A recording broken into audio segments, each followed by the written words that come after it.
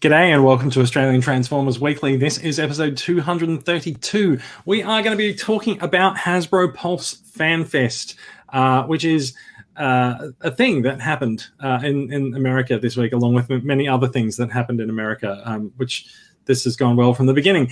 What have we got? What do we got? There's the 2021 Titan. We've got pictures of the Ark. We've got pictures of Optimus Prime. We've got pictures of the cool auto-transforming Roboson Optimus Prime. And there's something shattering glass-worthy coming up sometime tonight on this episode. Talk to you after the opening.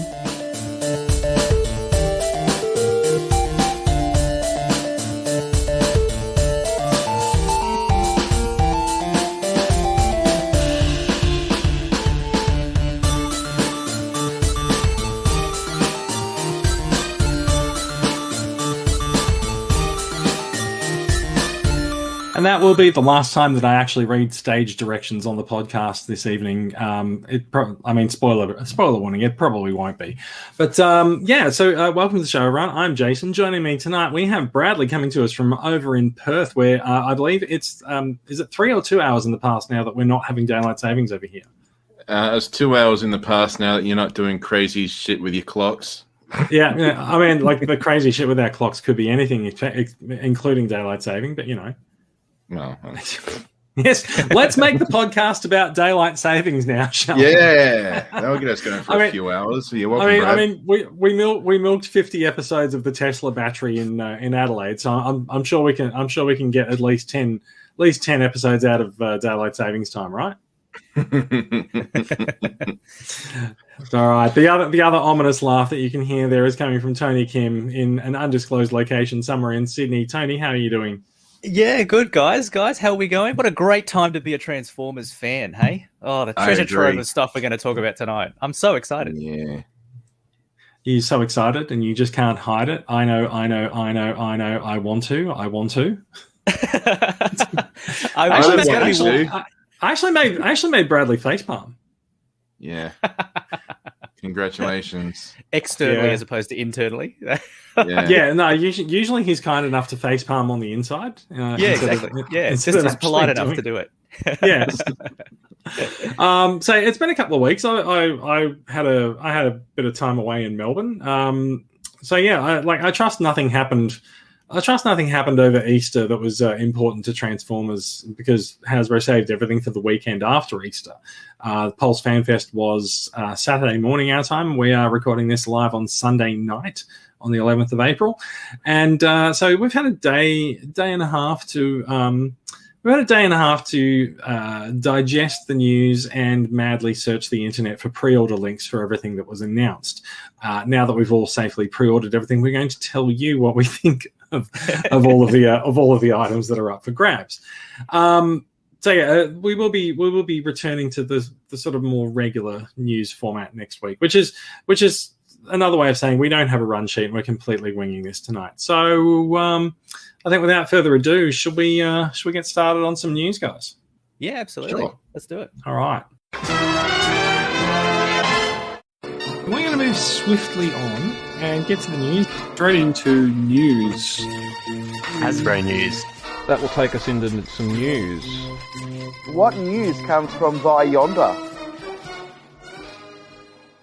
We are looking at one photo, at least, of the 2021 Titan figure, which is the Ark, who is coming in the Kingdom line around mid-year, and we have seen the first pictures of this coming up. This guy this week, and there he is in all of his Ark transformed into robot, the Titan that you never knew you needed in your collection until this year. Let's go straight to the punch. So the Titan now transforms into the Ark now transforms into a giant Titan class robot. It's got a pretty neat spaceship design to it, although there's some controversy around the hollow parts at the rear. It even comes with a little mini bot that, well, I say mini compared to the size of the Titan, that transforms into Teletran 1, which is actually extremely cool, I think. And it can also perform a very good crash scene, as Hasbro's photographer was very careful to demonstrate here. You can sort of see that this would obviously be one of the prototype figures that they've photographed. Like, you can see that they've very carefully placed it on the rubble and very carefully placed a couple of rocks around it so as to not scuff the paint job. However, also notably, it does have some weathering on the front of the figure, as in the front of the shuttle mode, the ship sort of from re-entry or first entry into Earth's atmosphere, as it would be for the Ark. So guys, this guy's going to be here. Well, he's going to be here sometime mid-year. His price is going to range somewhere between about $275 up to $320, maybe a little bit higher depending on where you buy it from. Pretty standard price for a Titan. What do you guys think, Bradley? Pass. Oh, he's gone out early with the pass. Is it a pass because you don't collect Titans, or is it something to do with the Ark that you don't like? I think it's the Ark. I think it's just the Ark. Like, the other Titans that we've gotten have been established characters. Yeah. That's fair enough. Yeah, and this is just sort of like, I mean, maybe if next year we get Nemesis, that could be an interesting. If we get Nemesis next year, you're going to rewind a year and then buy the Ark, and then fast forward back to 2022 and buy Nemesis. Well, probably not. I mean, at the same time, I've only got enough room in my collection for maybe one more Titan class toy. Mm-hmm. I gotta say, I have plenty of room in my storage cage for another Titan in a box, which is where they've all gone so far. I don't know. I feel like everyone can find space for this box somewhere. Tony, what are your thoughts on the Ark? Yeah, I'm not going to be as quickly dismissive as Bradley was on it, but I understand his reasons for it. But I mean, for a start, this wasn't necessarily a surprise to any of us because of that artwork that came out when Kingdom was first announced. You remember that sort of nice little cartoon drawing that had gears on it and then disappeared? Certainly do. But this one for me is a bit of a line ball. Like I feel like this picture that we're staring at the moment, which has the open side panels and B, the little sort of damage at the front. Again, it's not meh for me, but it's also not at all. It's just kind of in the middle a little bit. I feel like you could have covered up the panels and you could have lost the battle damage. So they feel like they've taken the Galvatron thing and then added that to the Ark thing in terms of adding unnecessary battle damage to what looks like a pretty good design to begin with. That sort of upsets me a little bit. The other thing that I think is a positive, though, is the Teletran 1, which you had on the screen before, which is also transformable into mainframe, I think, which is deluxe size. So I'm not sure that it's actually mainframe. I think people are thinking there could be a mainframe in it. There's mainframe on the box. Yeah. Oh, well, it is mainframe then. We haven't got to the box yet. Spoilers. So this guy does actually transform into part of the Titan robot mode chest. Correct. Well. Yes. And so to me, that's quite exciting. And there was this does look close to what's in the cartoon. It's kind of off a little bit, but it's close enough. You know, I'll accept that. I feel like part of the iconic Teletran 1 is the broad panel, the desk, and that's absent from this, right? Like it's a version of Teletran 1. It's probably like Teletran 1 were it to be designed today, when they, where we don't have these massive panels with all these buttons for everyone to press. But still cool. I'm a fan. And there's also Sky Spy, the little bit at the top that flies around and scans alt modes for Transformers, I think. Yeah, I was just about to say that, actually. That the Sky Spy on the top is kind of the icing on the cake that does tie it a little closer to the Teletran 1 that we all know and love. It's still a little bit off, but it's close enough, yeah. But that's why it's a bit line ball for me, because there's enough on the plus side of the ledger and there's enough on the negative side that I'm still a little bit in the middle. If it was on a discount sale, for example, like if somehow it was on Amazon for $200 a year from now, I'd probably give it a look. But for $270 to $320 or whatever numbers you were saying, I noticed some of the pre-orders online are coming up at about $299. For that amount of money, I feel like it's a bit of a miss at this point. So could we be looking at the first Titan that doesn't really resonate at large with people? I'm in for it. Right? Like I'm gonna buy it. I like the look of it. I'm not really particularly sold on everyone saying, oh, he looks like the last Autobot from the Marvel comics and stuff like that, which he actually does. Like the head design is very much the last Autobot. But like I'm also left like a bit cold by the weathering damage on him. Like I just feel like that's a bit unnecessary. But I do really like the detail. I like the detail around the thrusters. I think maybe the leg design is a little bit lazy. It looks like just the back of the ship sort of split in two, and the transformation is probably fairly simple. Although I don't think the transformation is that complicated on the other Titans as well. So like maybe that's all right. I've got a very big question for you, Jason.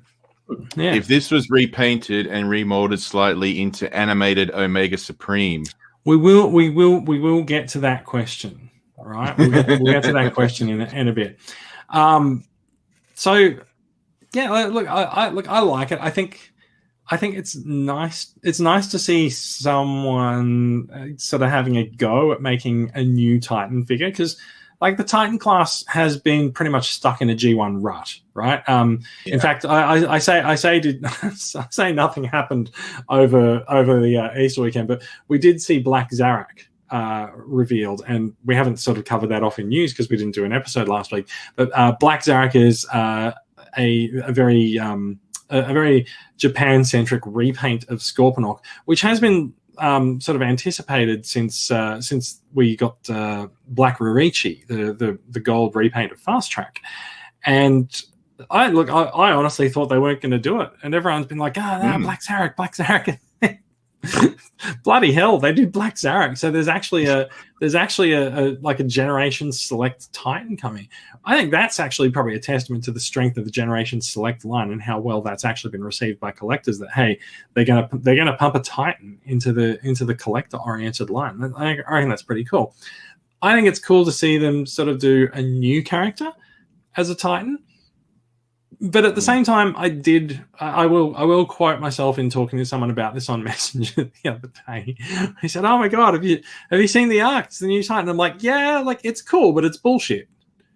Right? It's not an established character. At no point has the Arc actually been a Titan, and so it's sort of like, I don't know. Is this a spoiler for how the Netflix show is going to end? I don't know.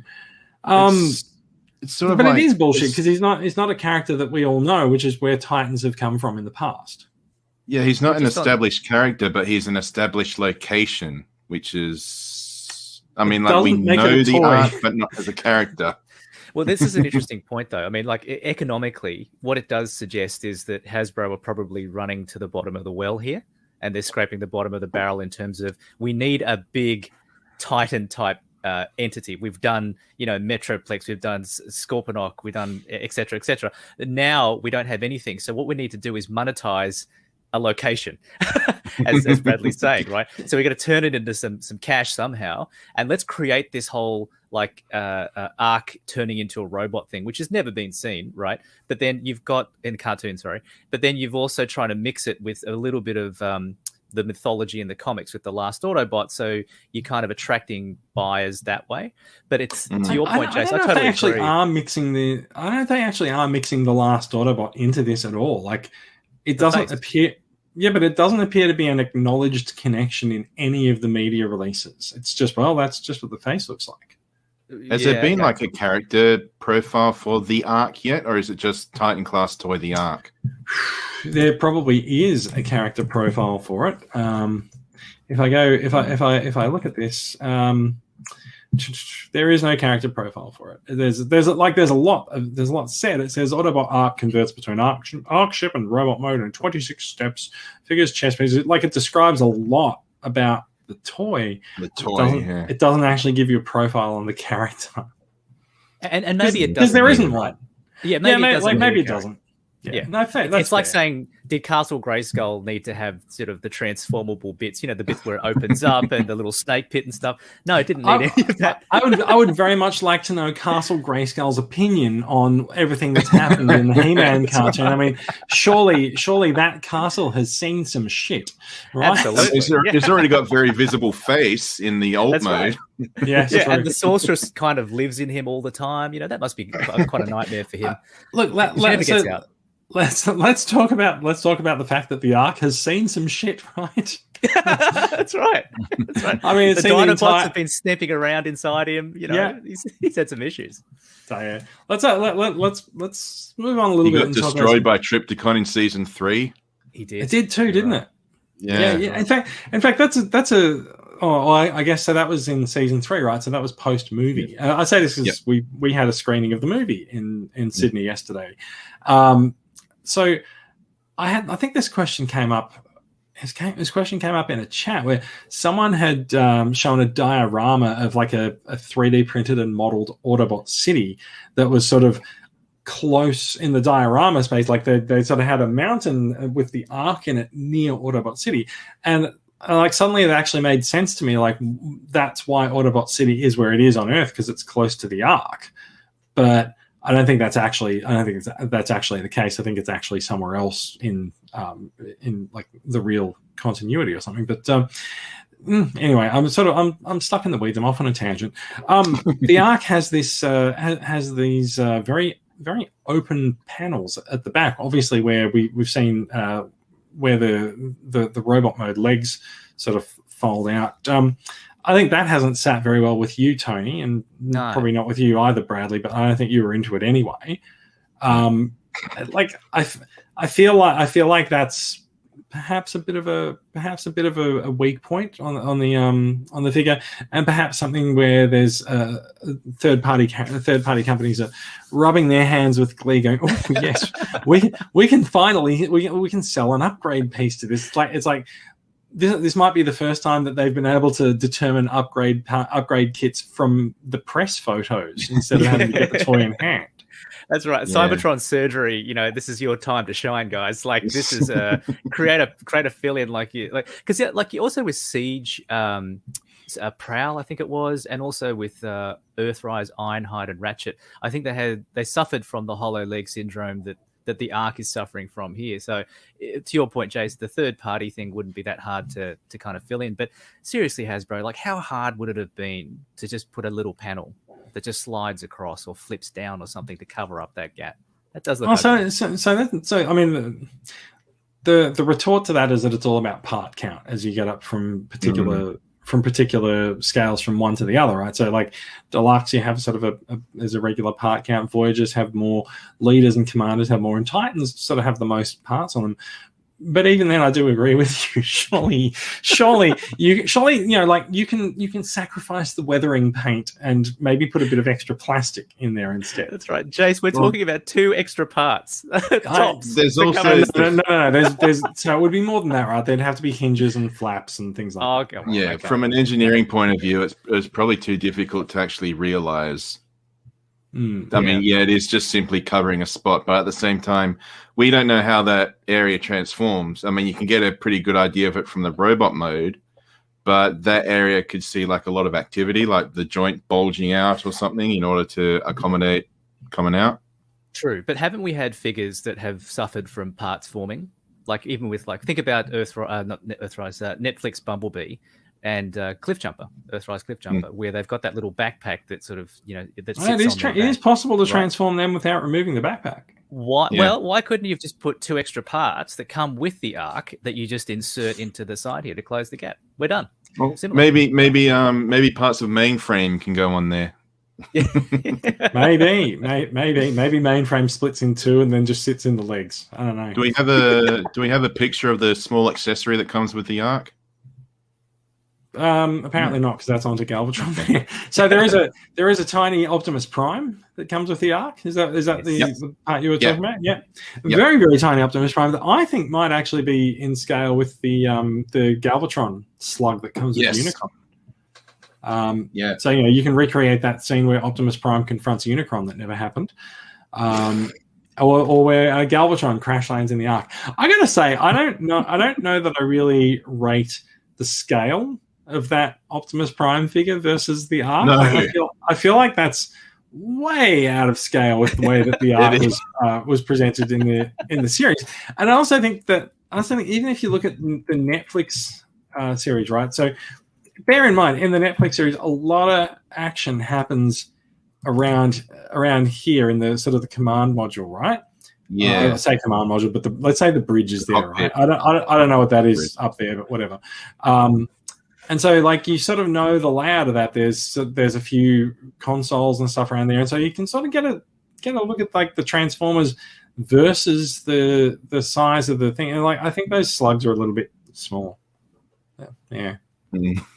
I was just looking at that the cockpit that you're just pointing out, and I was just realizing, oh my god, that's probably the same piece from Generations Metroplex.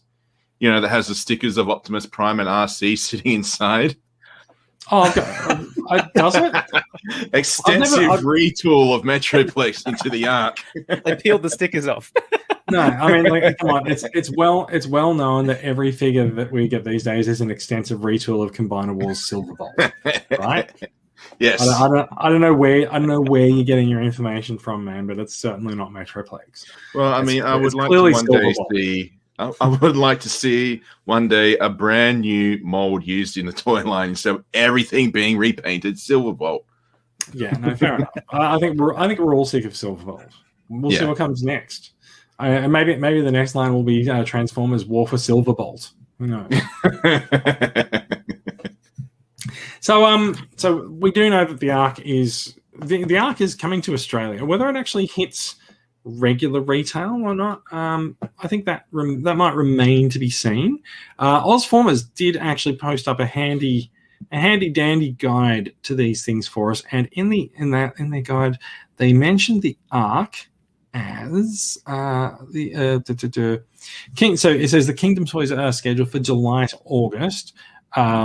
But some countries may get them May to June. So there's more Kingdom figures that we'll be talking about, and the Ark and Rodimus Prime. We've spoken about Rodimus Prime before. They are. I don't know about the Ark actually. But it says Rodimus Prime is due for release at the Big W June toy sale. I don't know. So the Ark has hit Toy World stores and it's been on Amazon, but. And some specialty stores like Toytally Cool Gifts, not Tool Gifts. I'm sorry, guys. And you sound like such a square saying that, Jason. I know. So glad they're not a sponsor. Yes. Wait, who were we trying to get to sponsor us a few weeks ago? I can't remember. Anybody we can. True. No, when we're trying to get that is the correct answer. Little Toy Company, I think. No. Anyway, traveling on from there. So yeah, not entirely sure for local release info for the Ark. However, there are other Kingdom figures to be revealed. I think we might move on from the Ark. Is that all right? Yeah. Before we do that, just no, real quick. Please. Okay. The answer is no. So go on. That's just quick. So the only other accessory that comes with this guy is these 2 gold discs, which we haven't touched on yet. Yes, in fact, they're not in the photos here. Yeah, they're on the back of the box though. But I don't understand the significance of that yet in terms of the show. Beast Wars. Show, that is it? Okay. please go on. Well, go, Brad. No. I mean, Bradley, please go on. Tell us the significance of gold discs. Okay, so one of the gold discs is actually from IRL. Is from the Voyager spacecraft. That's been sent out to, I think it's gone beyond our solar system. Yeah, space. Yes. And that is the catalyst for Beast Wars, because at some point, G1 Megatron captures it, puts a message on there, which Beast Wars Megatron decodes and deciphers, and that's why he goes to Earth. And then whilst on Earth, they actually discover a second disc, which is an alien disc, which allows them to interact with the alien technology on Earth. I have massive questions about this. Watch Beast Wars. how did Megatron intercept the disc when it was launched 4 That's million years later? Never touched on. Oh, good. Okay, good. Actually, no. It says he intercepts it in like the 90s. Oh, good. So it's not during like the G1 cartoon or anything. Okay. Yeah. Yeah. Fair enough. I'm not sure that makes it better. However, so there's two golden discs, and there is storage for both of them in the back of Teletran 1. I think is what we know from the press write up for this. Is that right? Yes, that's correct. Yes. Cool. Okay. They showed it in the the long Hasbro Pulse event. They sort of showed off the accessories and how they store on mainframe. That's right. He also does come with 6 blast effects, and I think most of those are designed to sit. Most of those are designed to sit on the jet effects and stuff like that. Blast effects were kind of a thing with the Hasbro Pulse event this weekend. We'll come back to that later on. Spoiler, I know, not spoiler, just foreshadowing. Anything else to cover on the Ark? It seems like I might be the only one who's purchasing this in the whole of Australia. Would you be having it in robot mode? Because I think it makes a better display piece in alternate mode. That's actually a really interesting question, right? It doesn't make a good display piece in alternate mode if you don't have a mountain to embed it in. Yes, you can have a mountain of cushions. It's softer than rocks. I already do have a mountain of cushions. In fact, not only that, I have a cat who's asleep behind me as well. I can just sit the Ark next to him, but yeah. Yeah, it can become a new bed for the cat. Fair enough. The YouTube viewer, the 13th, says no, I want it as well. So that's two. That's 2 sales of the Ark to Australians that have been made tonight. Thank you very much. Well done. Yes, well done. Yeah, I think we're done with the Ark for now. It's coming out mid-year. It's only April. We will very likely see more photos of this, and I'm sure we'll see in-hand images of it crop up in the next few months. There's probably a YouTube video of it already. There probably is. There's a YouTube video of everything else, right? Yeah. All right, let's move on. Another reveal. Another reveal. I've scrolled that down to the wrong place. Another reveal was Kingdom Wave 3, which does contain a number of important figures that we're gonna sort of scroll past and have a look at. So we're looking at the renders for Rhinox, who is looking at the size of him when he was held up on the live stream, I would have sworn that Rhinox was a Voyager, but he's actually a deluxe class figure. Really? I thought apparently so. So when I'm pretty sure when he was announced on the stream, he was announced as a deluxe. In actual fact, I do actually have the press release for this open, and he is a Voyager. So never mind. Okay. They really fudged the reveal of that on the live stream. Thanks for the confusion, guys. But I mean, he is a big boy. If you have a look at that there. Special mention also.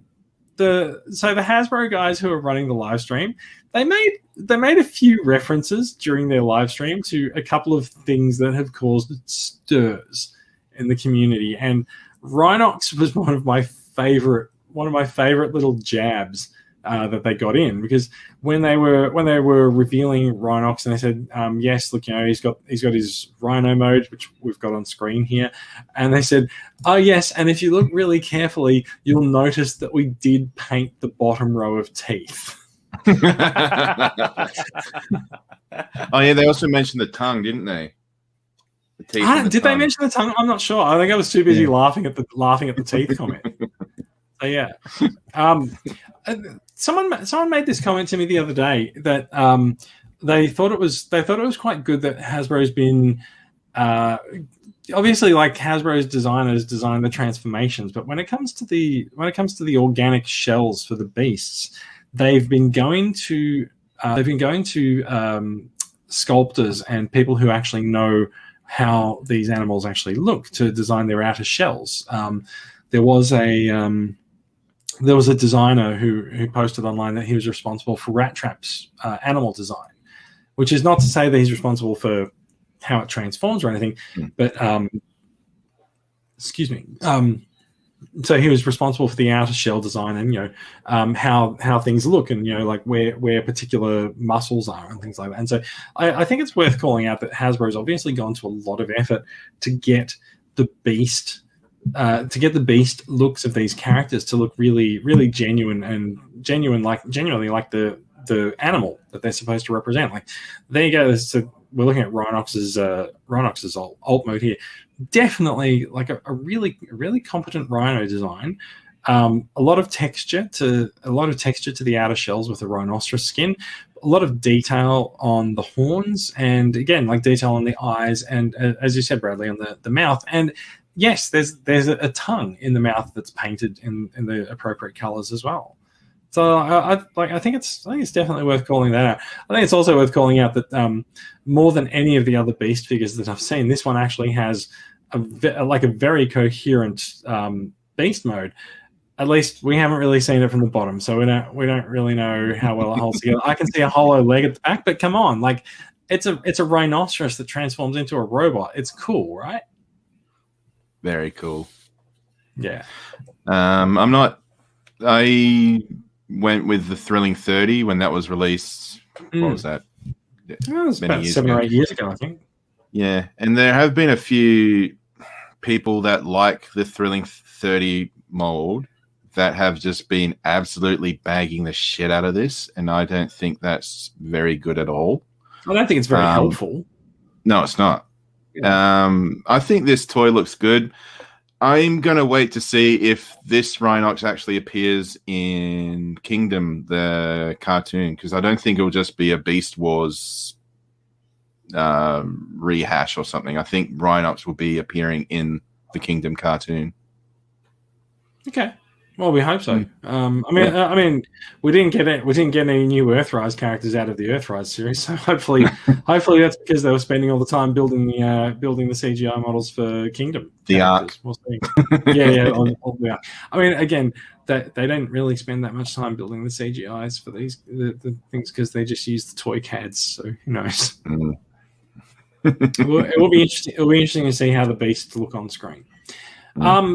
Besides Rhinox, we do have a G1 fan favorite. Trax is coming into Kingdom in Wave 3.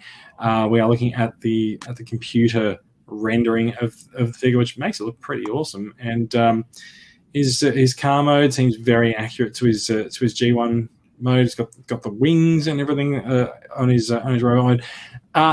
Trax is a well-regarded character.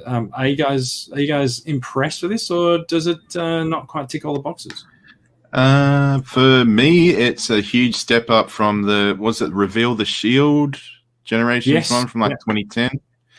It's a huge step up from that, and I'm looking forward to updating my Trax with this guy. And he also does have the flying car mode. I don't know if we've got a picture of that or not. There's a car mode. There's a car mode with extra stuff, and there's a flying car mode. There you go. There you go. Yay. Yeah, flying cars were well known in prehistoric times to be photographed around volcanoes. That's very good. You guys remember in the cartoon, were the arms always stuck out like that when he went flying car mode? Because it looks I don't believe so. No. Yeah. Were they? Were they? Really? You did see grey boxes, which were the arms, but I don't think they were that pronounced. Yeah, this is like it's coming off the side of the body, like it's just sort of meant to be sticking there, like a thruster or something. I mean, it feels like that's sort of the only way you can really get the wheels up in order to get the wings out like that. Yeah.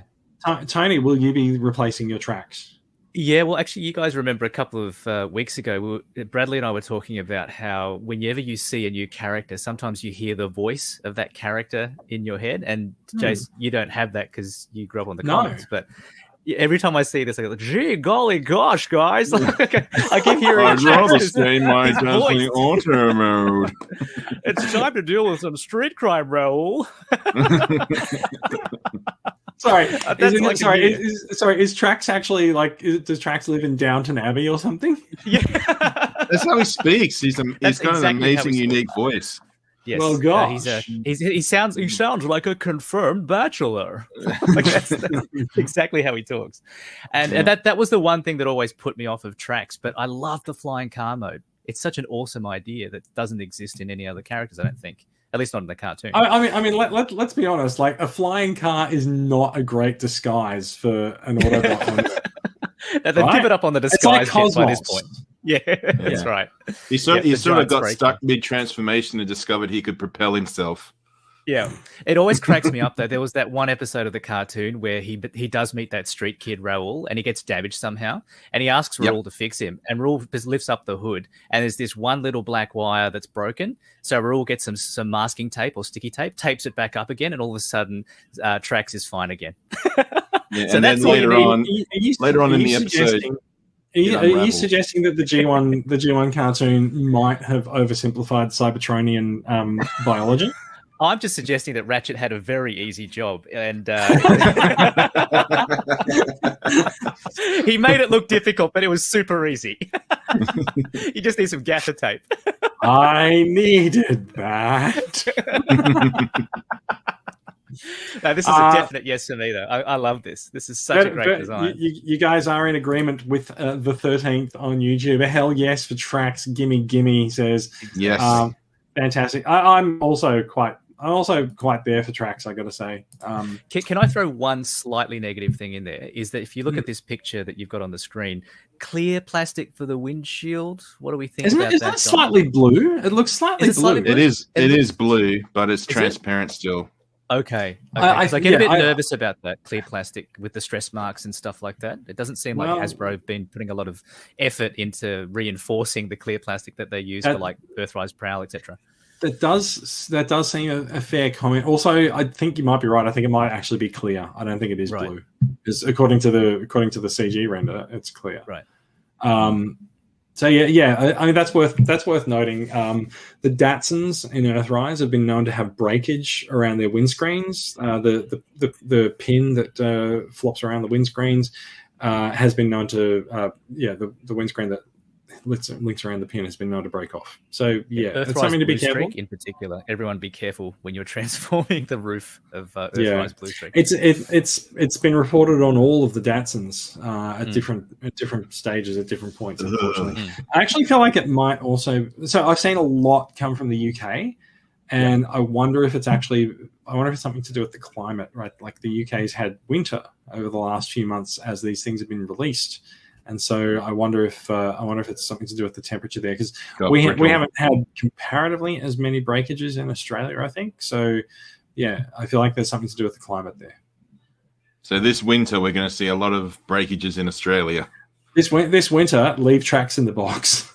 this winter, leave Trax in the box and open the Ark instead. You'll trust me on this. You know, it's funny you talk about heat marks and stuff like that, though, because I remember getting Earthrise Prime and leaving him in the car that was in the sun at the shopping center. And I remember coming back and opening them up, and the arms felt a little bit weaker than I thought they should be. And that always freaked me out ever since. So there might be some validity to your heat story there, Jace. Maybe. I don't know. I mean, like, I think it's extremely poor form that you left Optimus Prime in the sun in the first place. Like, shame on you. Direct sunlight. How dare you? At least it wasn't Unicron that I left in the car. That could have been worse. And I put the windows down as well so they could breathe a little bit, you know? Mate, I've unfriended, I've blocked, and I've reported you already. How dare you do that to Optimus Prime? He deserves better. It's the right of all sentient beings. He does, air and coolness. Yeah. I mean, just like dogs in the car. That's right. Yeah. Now this looks great, guys. I love this one. Let's move on. Let's move on to slightly more controversial figures. This dude, do you remember the name? Quiet you. I do remember the name. We are looking at checks notes. Wingfinger. Wingfinger is the latest. So it's the fossilizer for Wave 3. There's an interesting discussion has come about online about whether Wingfinger is male or female, because the alt mode demonstrates both male and female characteristics, I believe. So could legitimately be referred to as either a he or a her. So in an effort to not offend anyone, we shall call Wingfinger they. So Wingfinger comes apart as you do for most fossilizers, and attaches back together and can transform into, I assume it's a pterodactyl. Or a pteranodon. I don't know if that's just different or really. I don't know. I feel like it's a pterodactyl because like could be a pelican with that big beak. The coming out here should be like sort of where the wings would be. And I think the long beak makes it pterodactyl. This kind of reminds me of Swoop if he hadn't eaten for a little while. You know, he got a little hungry, and then the I want all of the fossilizers like dead Dinobots. They should be, right? Potentially, yeah. So Wingfinger. We're looking at some detail there, and comes into robot mode, comes apart, and can attach to other bots, as we see here with Earthrise Wheeljack, who we will also note is copping a re-release in Kingdom Wave 3 as well, just in case you wanted a Wheeljack and you didn't have him already in the in Earthrise or in the Netflix line. You got one more chance to get that Wheeljack, everyone. I don't think he's coming with any like different paint jobs or anything like that. Is it the Earthrise paint job or the Netflix paint job with the scuff marks? It looks to me like Earthrise. This looks relatively scuff-free. I think this is just a straight-up re-release. Yeah. Wingfinger. At this juncture, I'm wondering, Bradley, as the resident Beast Wars fan, because there's a lot of discussion on the Facebook page, as Jace mentioned, around Beast Wars generally, but in particular, there was a recent post about the number of figures that appear to be just bones, right? Structured in certain ways. But as a Beast Wars fan, do you sometimes look at this and go, you know what, it's a hard pass for me because it's just yet another collection of bones? Or is there a bit of nostalgia for you in the cartoon where you kind of go, even though they are bones, they were in the cartoon, they were in the show, and I love the show, so therefore I'm going to get these? No, because there weren't any bone characters in the show. They're all flesh animals. It's it is a bone of contention. Oh, I just assumed that all the bone characters were in the show. No, the fossilizers are very new in Kingdom. There's no Beast Wars amalgam for them. They don't match up with anything. But so there's not even an established fan base to support the purchase of these things. You really have to be. It's just if you like to sort of beef up your existing toys, maybe. I don't know if it's an official thing or not, but they did show in the webcast the combined mode of all the fossilizers. Yeah, so a lot of people have been doing this, and look, I will say to the question of like who exactly are these things aimed at, I would just say maybe not us. Kids appear to be having an absolute blast, like taking apart fossilizers and putting them back together. It's the same thing as weaponizers from Siege and Earthrise, and I think they were weaponizers in both Siege and Earthrise, the figures that would sort of pull apart and attach things like Fast Track, Six Gun, and Cog. And so these are just sort of it's a new evolution of that gimmick where you can sort of pull apart a toy and put it back together the way that you want it to. And we've seen some really creative modes come out from that, not just from using a single toy, but sometimes using 3, 4, or 5 of the same figure and putting them sort of together into like you said, Bradley, like a combined form as well. So I think perhaps these things might not be aimed at those of us who can sit here and just sort of go, well, I don't know what this is and I don't want it. But there's definitely a group of fans who are really enjoying these. Absolutely. Having said that, it's a hard pass from me. Because when they were showing this guy during the stream, they specifically mentioned that one of the removable parts was a head, like a separate head, and that's when they showed the combined modes. That's why I was wondering if the fossilizers were actually meant to be proper combiner, or if the guy was just maybe showing off a fan mode he had created. So if a Hasbro designer creates a mode of something, is it really a fan mode? That's deep. That's philosophical there. I know. Right? Yes. I mean, there's nothing stopping you from combining all the fossilizers. You could combine them even around a particular bot if there's enough ports and everything on it. This is the point I was trying to make earlier. Like, people are coming up with really creative ways to use these, and like they're totally not my thing. But like, I enjoy that people are enjoying them, and people are having a little bit of fun with them. I really want to see whether or not these things actually figure into the Netflix series, and I think they probably won't. But also, like, I'm interested to see if they do.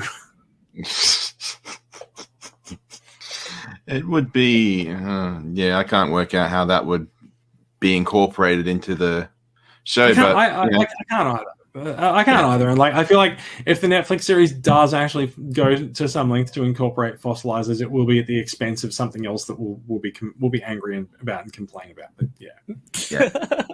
I just think with Kingdom, you got it. That's the show. You've just got to set the bar really, really low. And I wouldn't be surprised if all you see is, we saw, was it Dinobot's eye at the end of the Earthrise show?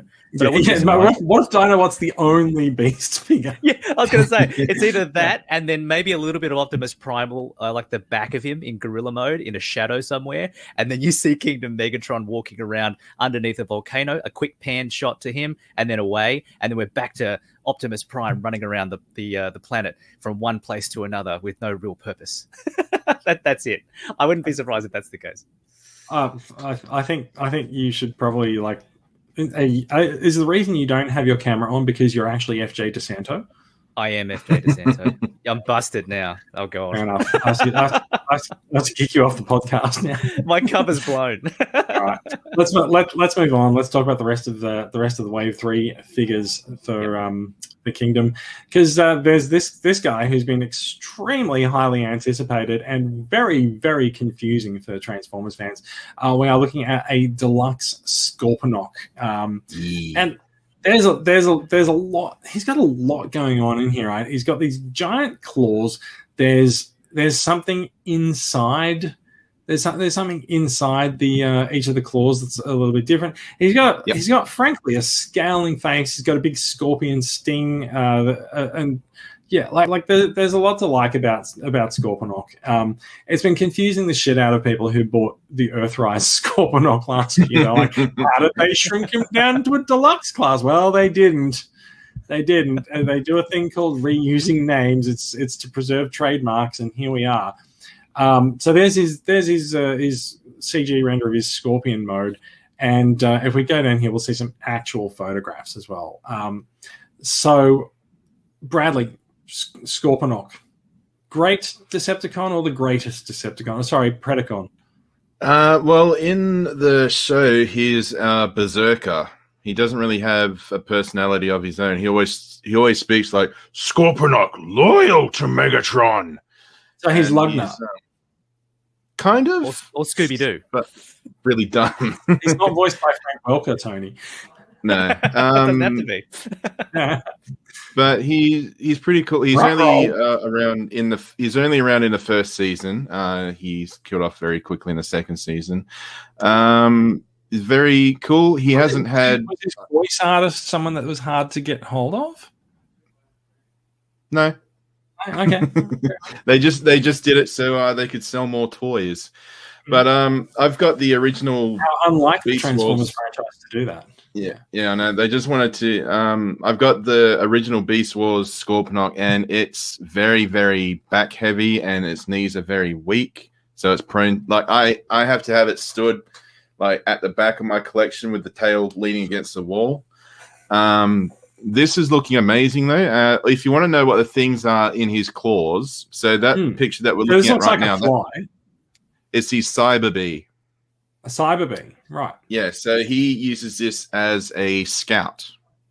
Ah, cool. So he launches it from his claw, and then he can see what it sees.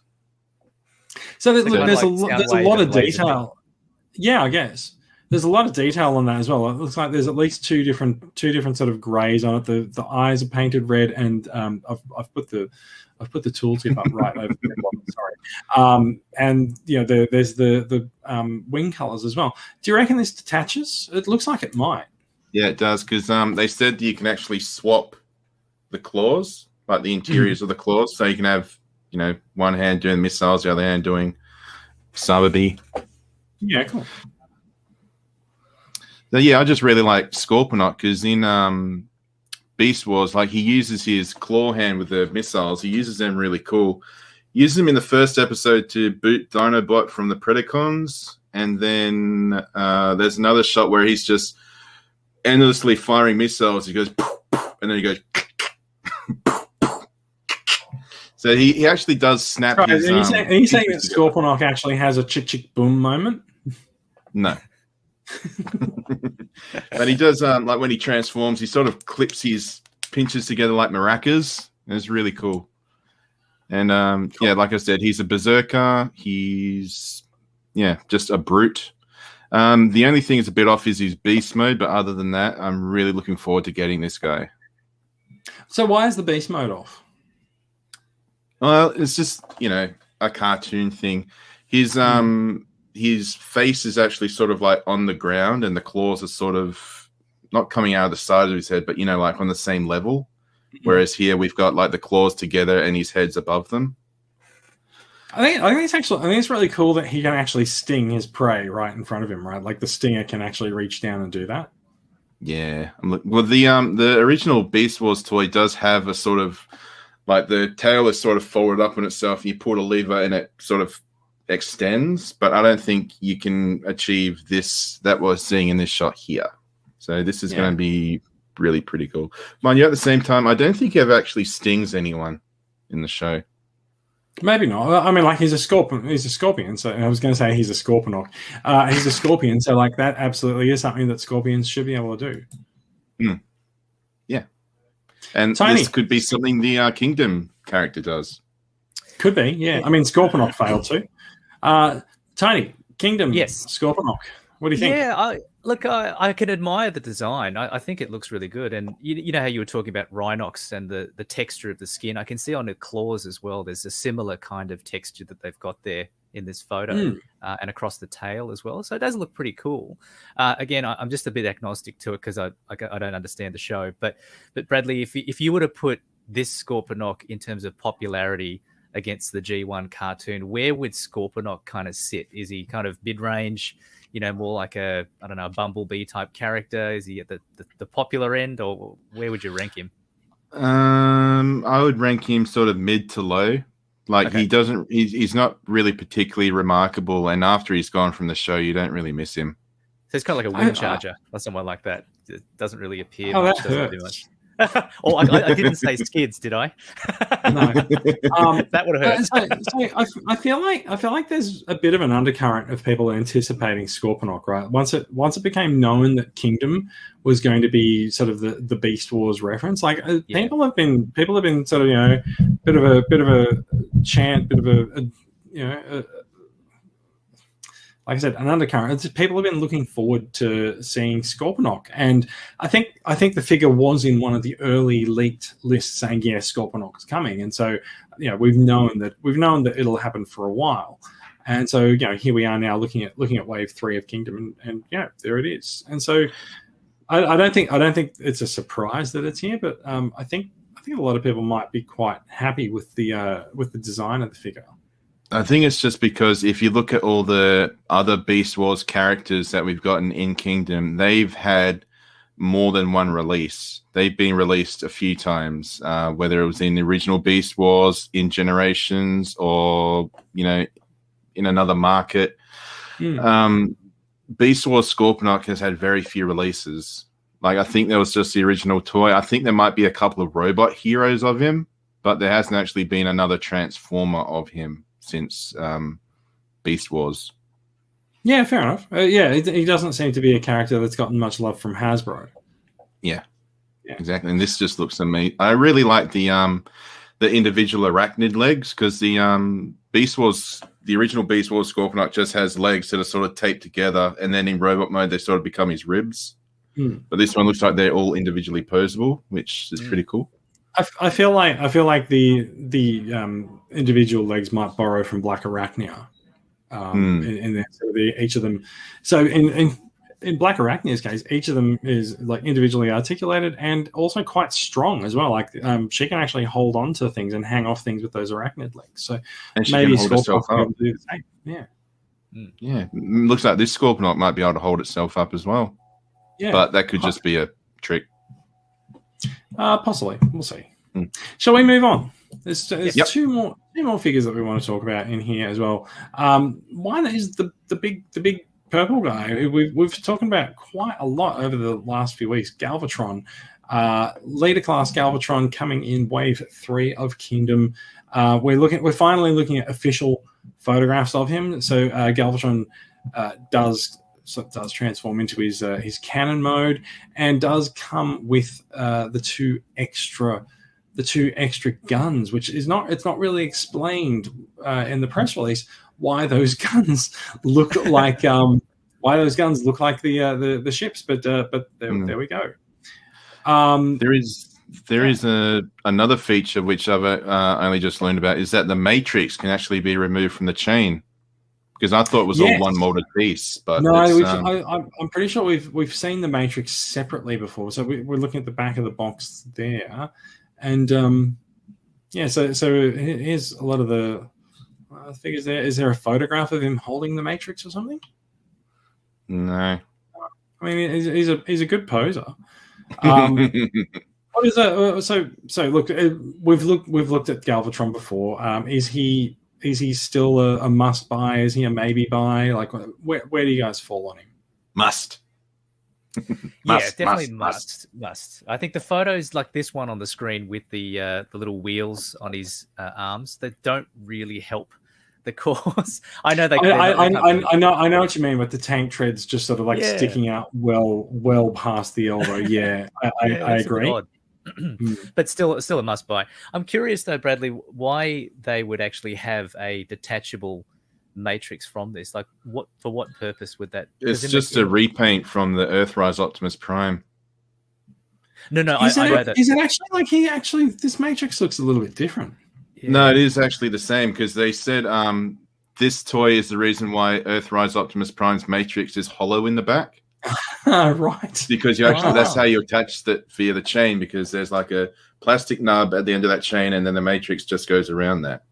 Okay, I see. Yeah. All right. Well, yeah, that does explain it quite well then. Sorry, Tony, what was your question again? No. The question was why you'd even need that. Like, in no point in the movie does he take the matrix off the chain. It's always attached to it. Well, he gets it when he originally gets it from Magnus. He's holding it loose. Oh, that's true. It's true. Yeah, you're right. Yeah. You're right. Having watched the movie last night, I can confirm that is true. And also with the cannon mode, the matrix actually does plug in under his chest. I thought it would just be hanging off the cannon, but no, it actually plugs in. Oh. Well, so the chain isn't really that much of a chain, so like it'll just sort of sit there. Yeah.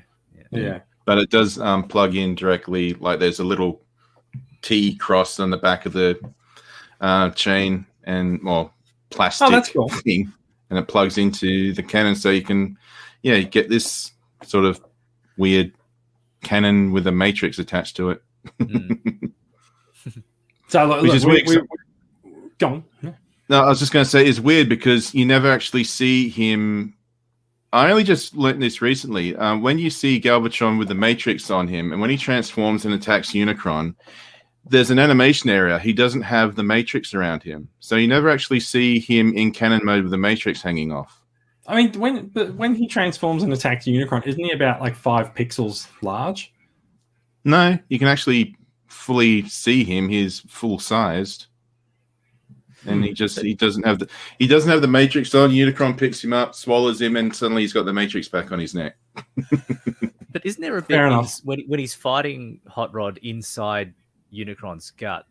Doesn't he turn into cannon mode with the matrix around him and start firing? He does transform into cannon mode. I'm not sure whether the matrix. Where's the matrix then? Because wouldn't he be holding it? Look, where does Prime's trailer go? Like, I mean, come on. That goes. I mean, up is down, left is right. It's communications. Yeah, that's interesting. Okay, but actually, in this picture, though, what's interesting about the tank treads is that I don't recall there being tank treads in the animated version either. and why we need them for the toy. What are they actually like? No, I'm pretty sure there are tank treads. Yeah, he does have tank. He also does have tank treads on the back of his arms in robot mode in the cartoon. Really? Okay, I need to look at the cartoon closer. I'm obviously missing a lot. They're a lot sleeker. Let's say, right? Like they can look a little bit more like just a platform, but they are tank treads. Okay. Yeah. I always just thought they were flat little platforms that sit on the ground, but yeah. Okay. Interesting. Do you mean platforms? You can put yourself in the sin bin for that one, Jace. I refuse to do that because I actually got a snigger out of Bradley. So yeah. Oh, fair enough. All right. Yeah. I'm just looking forward to the fact that this Galvatron you can actually pivot up, so you can shoot up the stairs and hit Starscream. Yeah. Instead of having to put him on a Lego brick or something. But yeah. Very important question has come in from a live viewer. Titans Return Galvatron versus Kingdom Galvatron. Which will be better? Tony, go. That's not even a question. That's not even a question. I mean, come on, Facebook user, anonymous Facebook user. The Titans Return Galvatron had that stupid little helmet on that would I don't know about you guys, but it would never sit right on mine, so that the helmet would obscure their face and the eyes. I gotta say, we had a Titans Return Galvatron on the table last night at the sort of the post movie screening event, and like. My hatred for the figure, I feel, is disproportionate to how bad it actually is, right? Like, the main problem with that figure is the stupid stuff where the headmaster goes in, but like, otherwise, he's all right. Like the cannon, sort of the arm cannon. But he's also a triple changer, Jason. I don't care that he's a triple changer, but like, he's got 3 modes. He's pretty nicely posable. Besides that, he also, well before Siege and Earthrise and so on made it standard, he also has ankle tilts.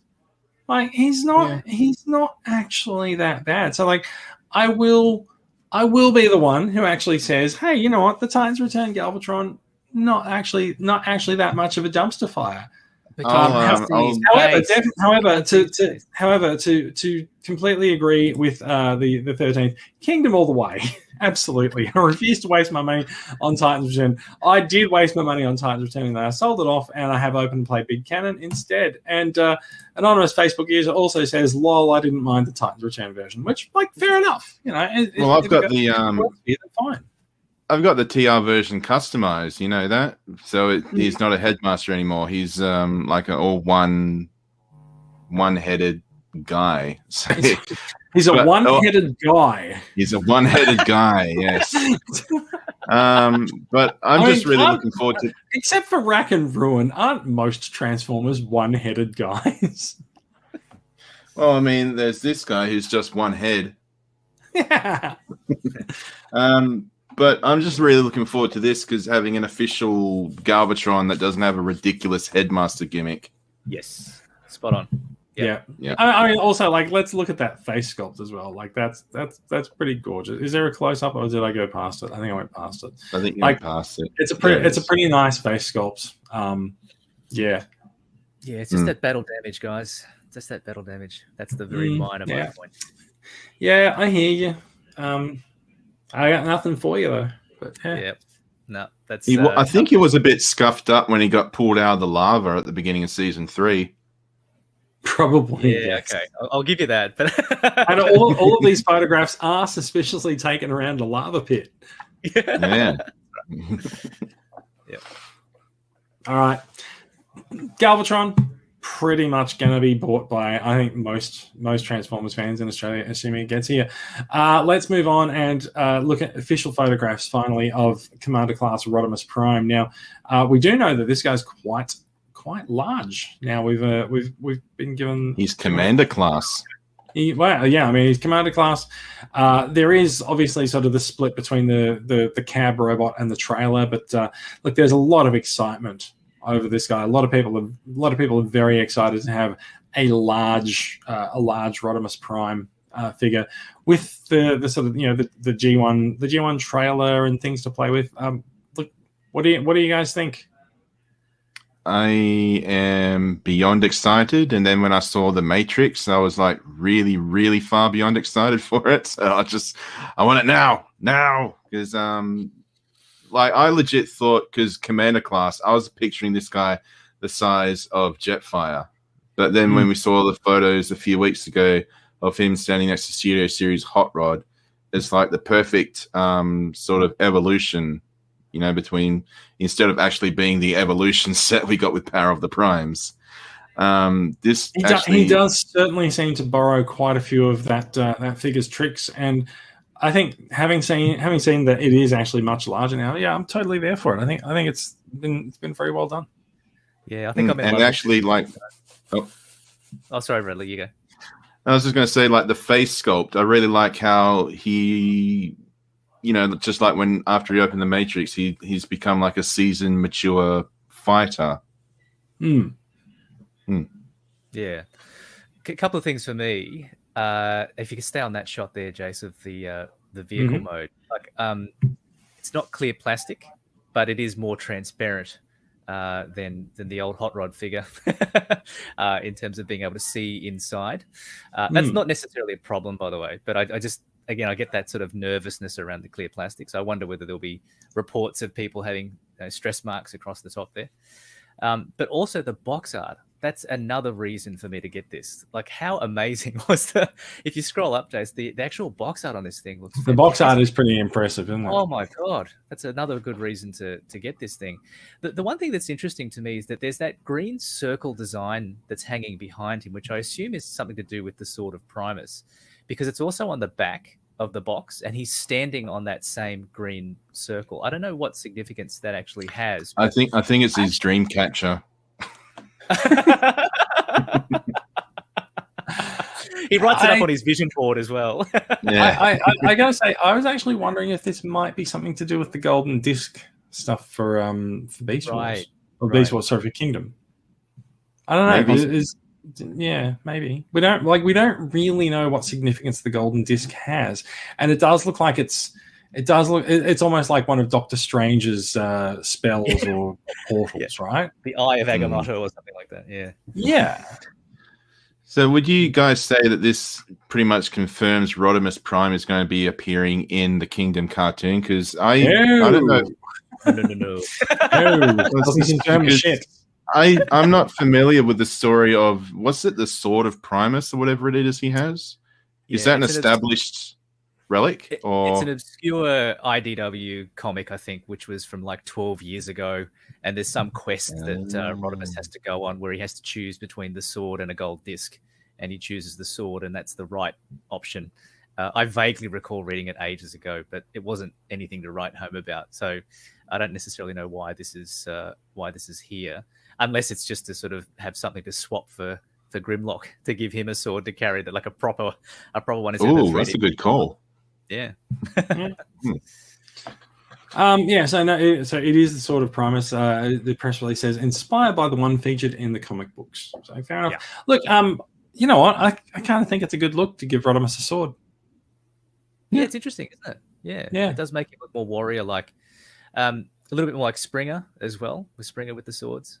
Mm-hmm. He also looks a bit more stoic when he's just sitting there holding a sword and he's still riddled with self-doubt. He looks a bit more stoic when he's holding a sword. That's true. That's your answer to crippling anxiety. Grab a sword. Yeah, hold a sword. Yeah. Well, yeah.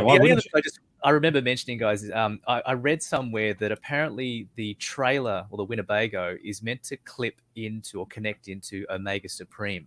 Yes. Did you guys read that as well? It does. They confirmed it. They showed the connector during the stream. Right. I think it's that there at the end of the ramp. You can see a couple of little nubs. Yes. So yeah, they did say it connects to Omega Supreme, but they didn't say if it connects to other, because I thought they all had the same connector type, didn't they? Oh, like all the other. It doesn't actually. I was going to say it doesn't look like the ramp connector type, but I think there's actually. It's almost like there's two levels to it. I think the ramp connector type might be below there. It might just be that it connects to anything, like anything with the ramps. Yeah, true. Yeah. So it's a nice little sort of side gimmick. I'm not sure how many people would actually end up using it, but it's good to know. Oh, maybe you can attach it to the Ark. Oh, yes. With a gold disc. Maybe the Ark has a ramp connector inside one of the legs. That's why they haven't put gap fillers in. You sound so defeated, Jason. I know. But these photos do the figure a lot more justice than what we saw in that Figure King magazine, because they still look amazing. So, because like I said, I had Commander Class. I thought this is just going to be a gigantic Rodimus, which no one really needs, because there was a gigantic Rodimus in one episode of the cartoon, but I don't think you need to make a toy out of it. But I'm really looking forward to getting this. yes, definitely. So looks like he'll be, like Skylinks, available at the Big W toy sale mid-year. Hopefully, like Skylinks, also at a discounted price of $120. Yeah, I've seen some prices online for about $160. That seems to be the going rate. Yeah, so the Commander class last year had an RRP of $150, but came out early at the Big W toy sale at $120. Yes, and I mean they regularly dip below $100 as well. If you keep an eye on the listing on Amazon, if you don't have to have it right at release, you can play a bit of the long game and watch for it and watch the prices, and it will come down. I think we. I have to have it now. $80 or so. I have to have it now. Jace, where would you put your money on it appearing first? Would you say Big W, or would you say similar to Hot Rod, how it came out in a Toy Mate in Fountain Gate in Victoria? So I would put my money on exactly the words that were posted by Ozformers yesterday about this, which says to be released first in Australia at Big W for June toy sale. Right. But do you normally see Toy World and Toy Mates and those sorts of retailers get them before Big W? It's like you say normally, but this thing has only happened twice before, and the first Commander class was not widely released in Australia, so we've got one thing to go on, and that was Skylinks. Skylinks was released first at Big W and made it to other stores like Maya several months later. Right. So I would expect much the same to happen. I'd expect much the same to happen with Rodimus. The landscape has changed slightly in the past year, though, right? EB Games has really come up as a retailer that brings in a lot of these Transformers and stuff. I've heard that EB Games has already placed an order for the Ark and for Rodimus Prime, but whether or not they get that stock, at the same time as Big W gets their stuff, or if it comes through later in the year, is another question entirely. So, I think this stuff will be available at EB Games, but whether it's available at launch or if, remembering last year that Skylinks was actually available for the first time anywhere on the planet at the Big W toy sale, we got it first.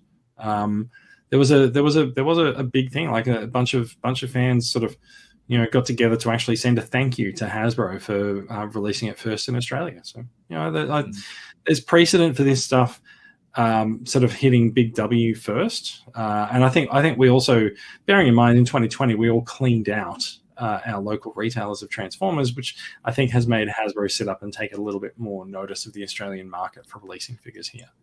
I think with Skylinks, I don't think I got him at the toy sale, because I don't think he was either sold out really fast or they didn't get stock of him on day one. Yeah, I think that happened over in WA. He was at retail stores in Sydney, but I don't think it was easy to get over west. Yeah, he's still in my local Big W for about $129 at the moment. So yeah. Oh. Wow. Okay. Yeah. He's still around in some stores, and like I said, online.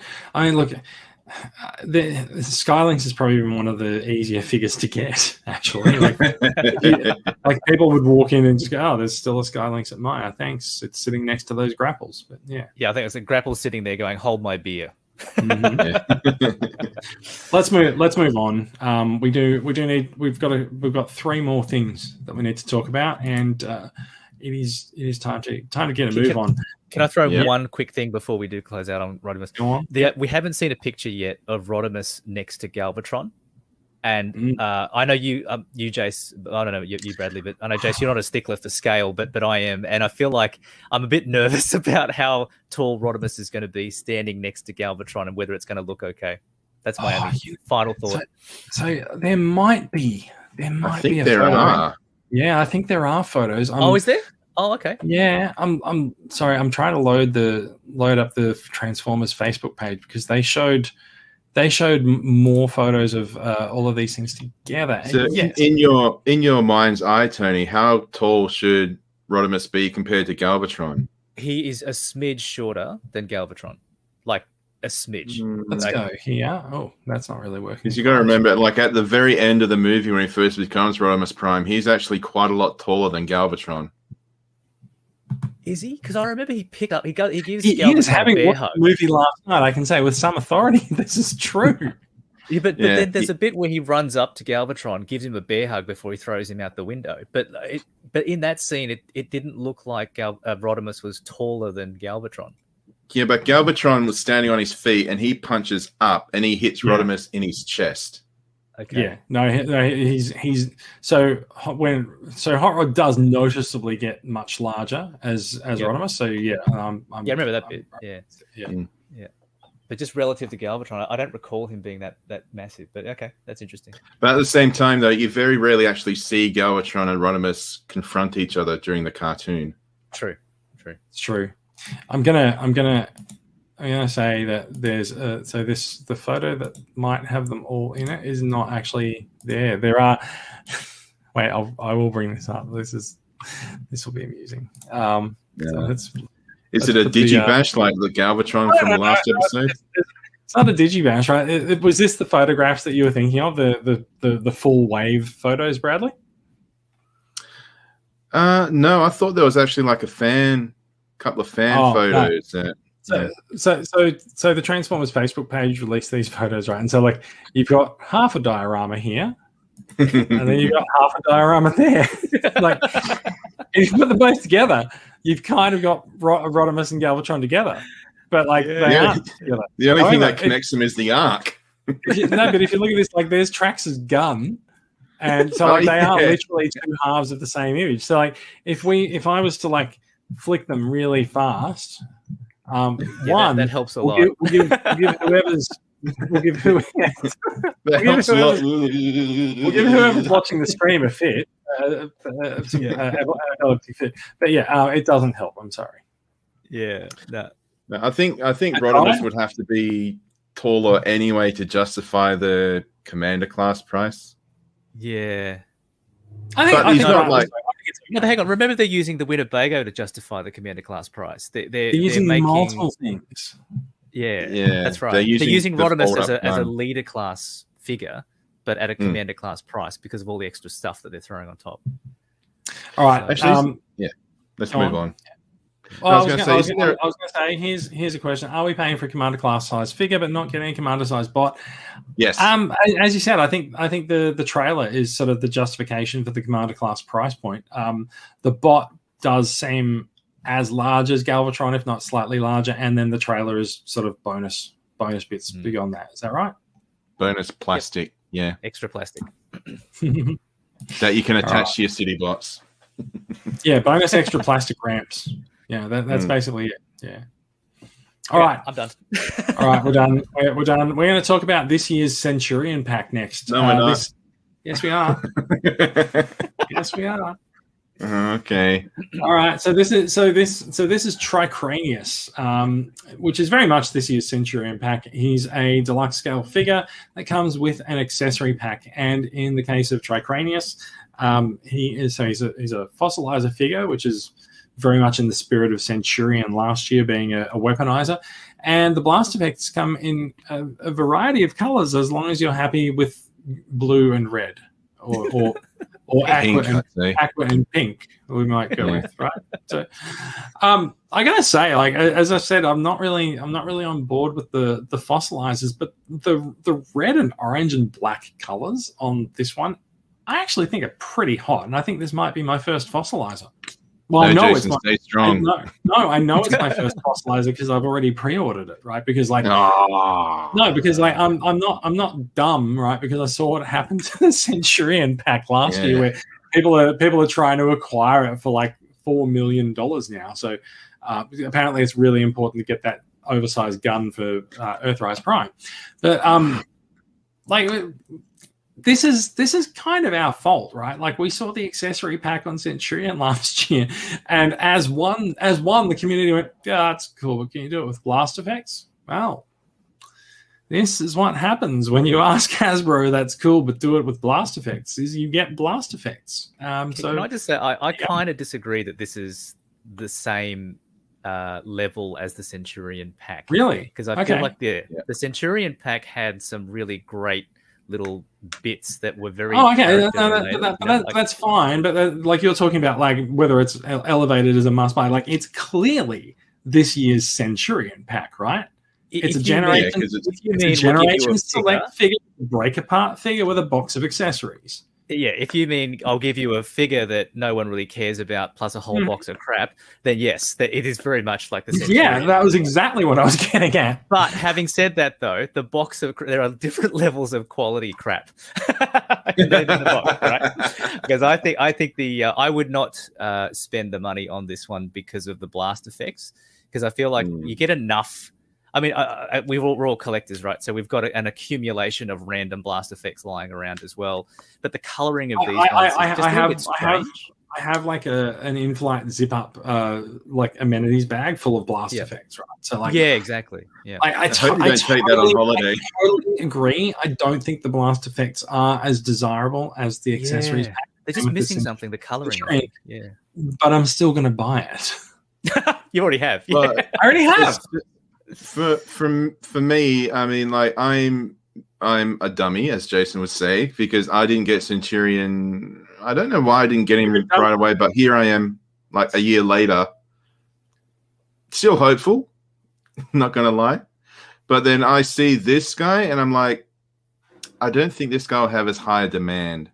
Yeah, I agree. I don't think he'll be as well in demand as Centurion was. Like, for one, like Centurion hit on both the character front, because like it was so many people went, oh, actually, I could add a Centurion to things.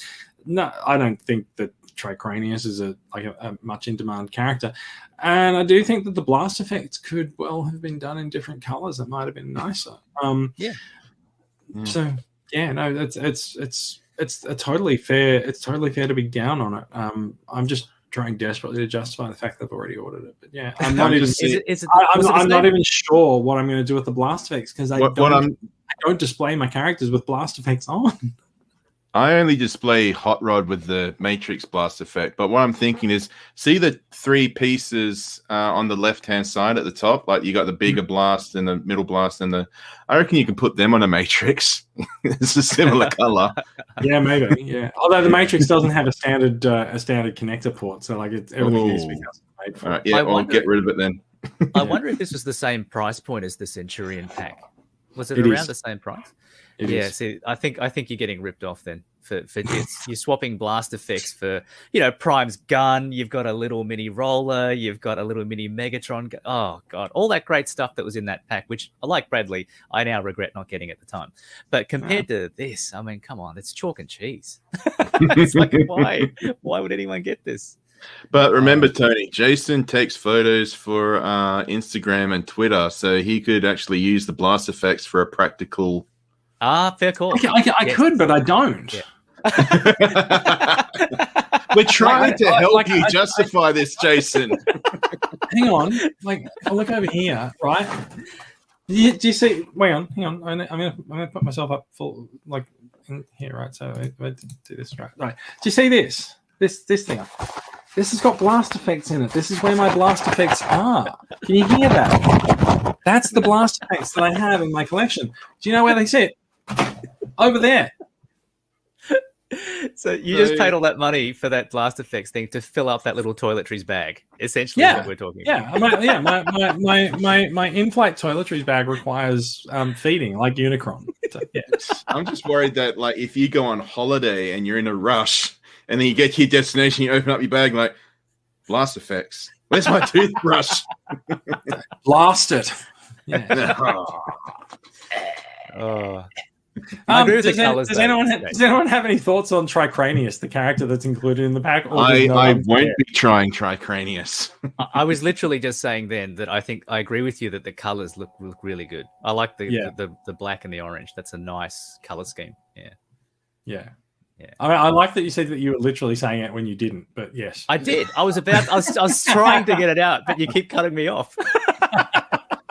I think he looks like his beast mode does look like a pretty badass nightmare from hell, but not really enough for me to justify purchasing it.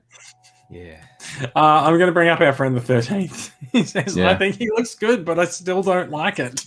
I agree. The 13th, he does look interesting, but not purchase interesting. He's like he's reading our minds, except for Jace. My mind is blank. I will say, so in his robot mode, right? Like, I feel like the colors that they've given this fossilizer give this almost a more coherent robot mode, right? Like, he doesn't look like the sort of bony mess that a lot of the others look at, because like there's like specific colors on specific parts of him. Look, I think it's fair to say he won't be up on the shelf. This guy won't be up on your shelf, Billy J. That's true. That's true. No, he won't. You're quite correct. Yeah, he's not going to be there. Special mention. Not that it will matter. Is I'll explain why I find this hilarious. If we're looking at a photo of the box now, it's your typical Gen Select box. Notably, it's not branded Generation Selects this year.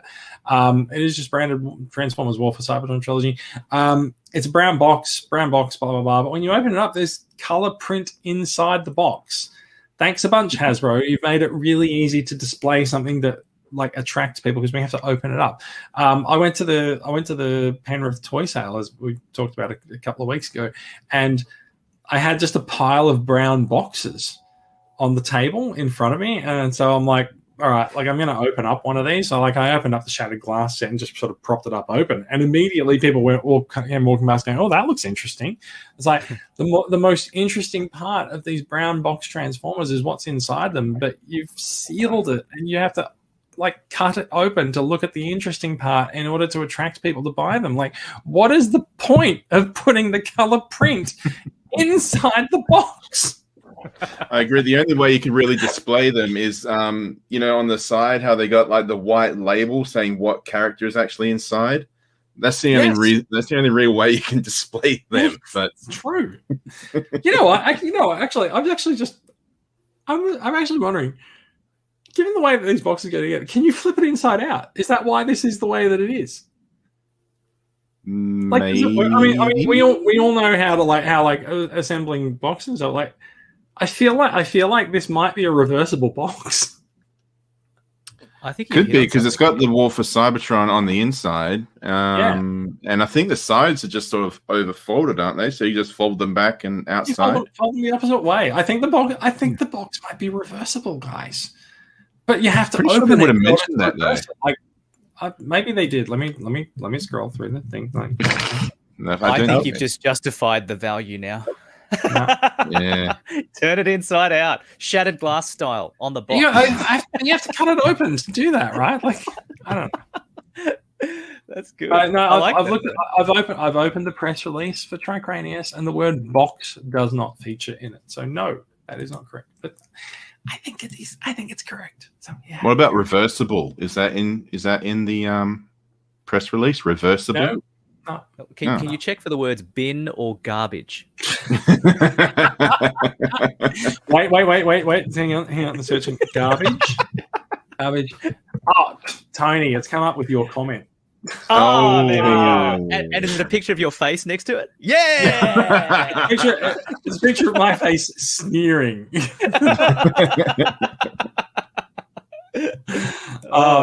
a good idea. That I like the reversing of the box. That's not a bad idea.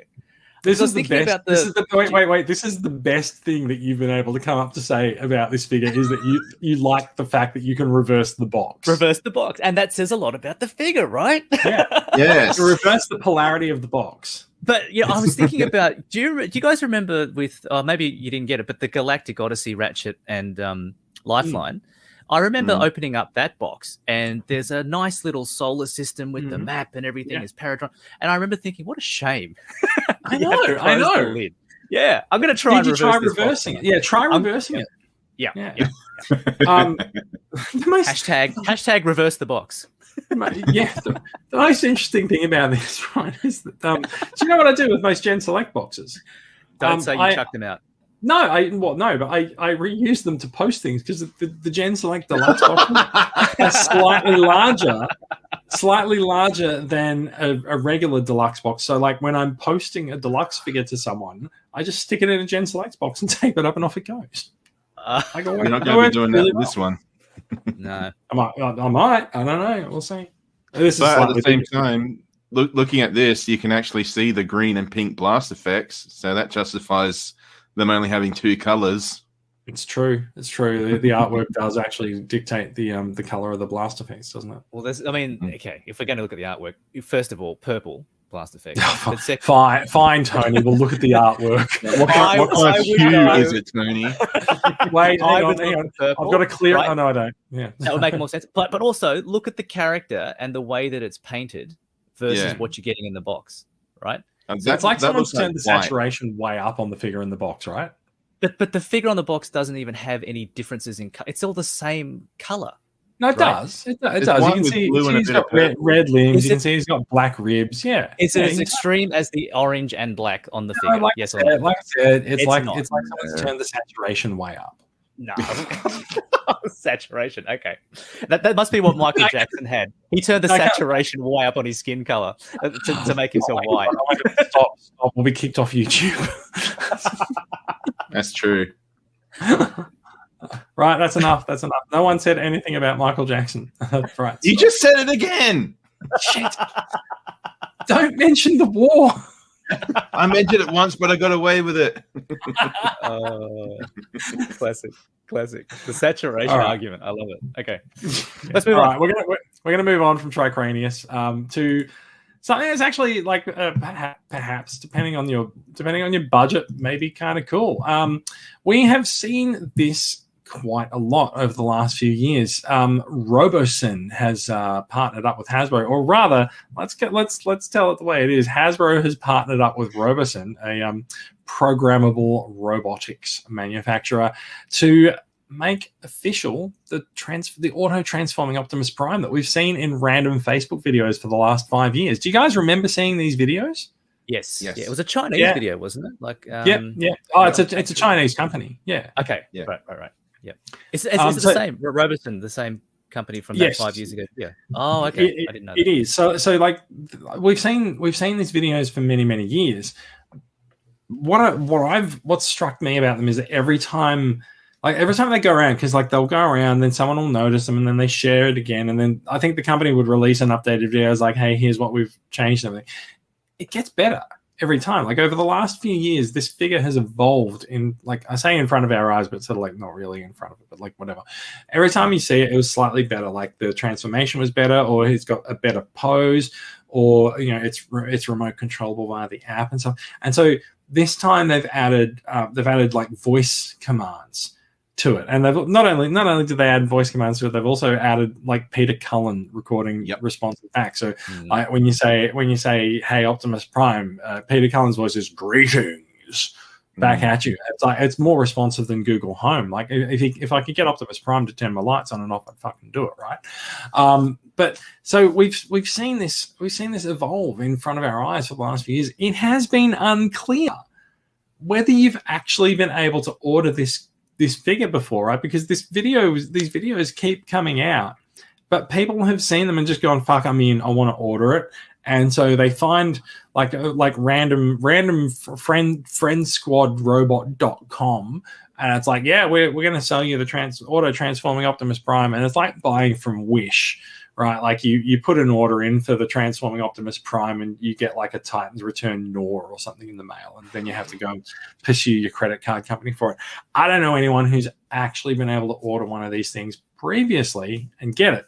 What I think has actually happened, right, is that Robosen has realized that if they want to market their auto-transforming Optimus Prime in the West, they need to get a proper Transformers license. And so they went and did it. And so they've gotten together with Hasbro and they've evolved their character. And like when I say evolved, like this does look better than every other version of this. Like they've really honed it in on making it look like Optimus Prime. And they've also, if I can find the right photo for it, like they've really nailed the head sculpt as well. So I think that's one thing that they never really had right before.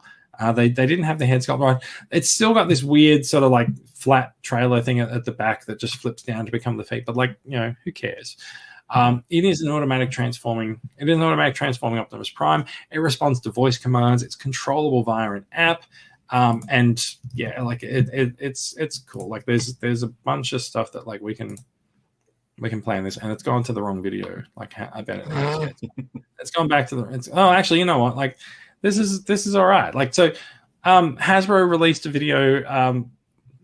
Hasbro released a video during Pulse Fan Fest with freaking Jay and Silent Bob, demonstrating the Robot Optimus Prime. So you can see there, you know, sort of he's moving around. He's quite articulated, responds to voice commands, and can strike a bunch of battle poses and everything. Like it is undoubtedly cool. And you know, so he walks forward in like a very haphazard way that like will totally be killed by Megatron. And yeah, like he's remote controllable. He obviously transforms and stuff. And like so, you know, he can attack things, and it's pretty cool.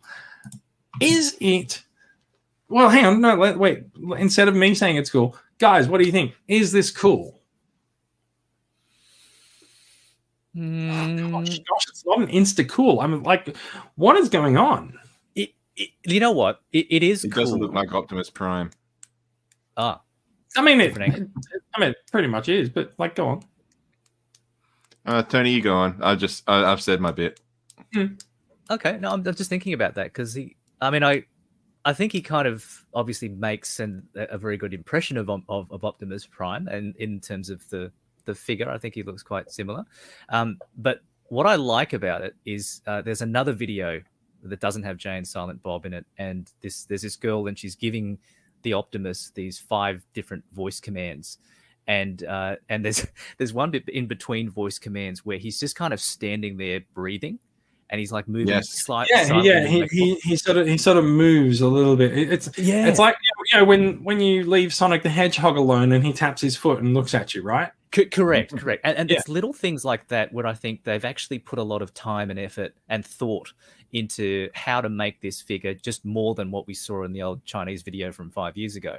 And also, you can see that Jay in this photo has the connection to an app that allows him to program more things. Because I'd read that this was actually more of a educational toy that happens to look like Optimus Prime. This does not look educational at all. Well, no, educational. I would say that's not educational. Well, so let's talk about the price tag. But after Tony says educational 3 more times. Oh, after you interrupt me 3 more times, okay, we can get going. But no, the only thing I was going to say was that there's a programmable aspect to this where you're meant to be able to type in certain codes in your phone in the app in order to make Prime do other stuff that combines different words. So that's I guess the educational component of this. But other than that, you're probably right with that actually. Yeah. I think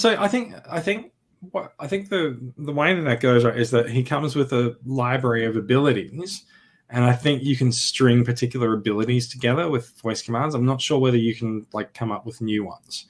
The app will be updated, and so I like the connection to the app on the phone is pretty much, you know, paramount for like programming it and adding new capabilities. So it's possible that they'll add something like, you know, he'll you know, have a forward kick or something that will come with a software download, for example, and maybe you could then, you know, chain that together into a thing. So yeah, I don't think you can teach him new moves, but like it's probably the moves that the factory teaches him, but string them together in different ways. It does raise a problem though. Like 10 years from now, after you've had this Optimus sitting on your shelf, and the OS for your phone is now outdated. The app hasn't been updated either, and now you've just got this heap of junk that kind of sits there, and the battery probably in him has probably died as well. The lithium battery that's powering him. So I can see a limited shelf life for this, which is kind of why I'm hesitating a little bit about saying that it's 100%, must get. It's definitely no, cool. No. My question was whether it's cool, right? I totally don't expect it. It's definitely cool. It's cool. I think it's cool. I don't think it's $700 cool, right? And I think that's kind of the main problem with it is that. Like, it is cool. It's neat that they've done this and stuff, but it's more expensive than fucking Unicron. Plus, it's got nothing to be in scale with. Yeah. Well, Roboson does make other transforming robots, right? This is just the only one that they make that looks like a transformer. Although I did notice that when I Googled Roboson transforming robot, like a very similar looking Bumblebee came up that I think they may have scrubbed from their product catalog since they're now cooperating with Hasbro. Okay. So, Roboson has sort of skirted around the copyright issues of this for a while, and now they're like, oh, okay, yeah, let's license it, right? Kudos to Hasbro for actually granting the Transformers license to something that actually transforms. Converts. Yes, he doesn't transform, he converts. Yes, you have to actually give him the command convert in order to make him transform. Hey, Optimus, convert and roll out. I think you just say roll out, don't you? Convey forward. Convert and propel. Yes. Which is a trademark thing, right? Transformers convert, they don't transform. But don't ask. So Bradley. Isn't automatic transforming Optimus Prime cool or not? Cool, yes. But not $700 US cool. Fair enough too. And I'll just point out if you have $700 US, you can pay me to come to your house and transform Optimus Prime for you. That is a service that I'll, in fact, you know what? I'll do it for $350. Like you can halve the price, right? I need about $350. How's that for a buck? How's that for a bargain? Yeah, $50, right? $50. We'll come and transform Prime for $50, right? Done. Just Done. $50. $50. There we go.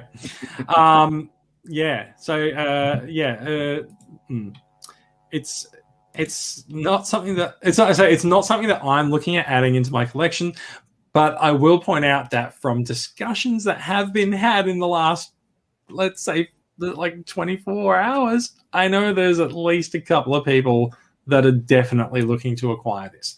We don't know whether or not it's actually going to come to Australia yet, or if you're going to have to like order it from like robotfriendprime.com or something.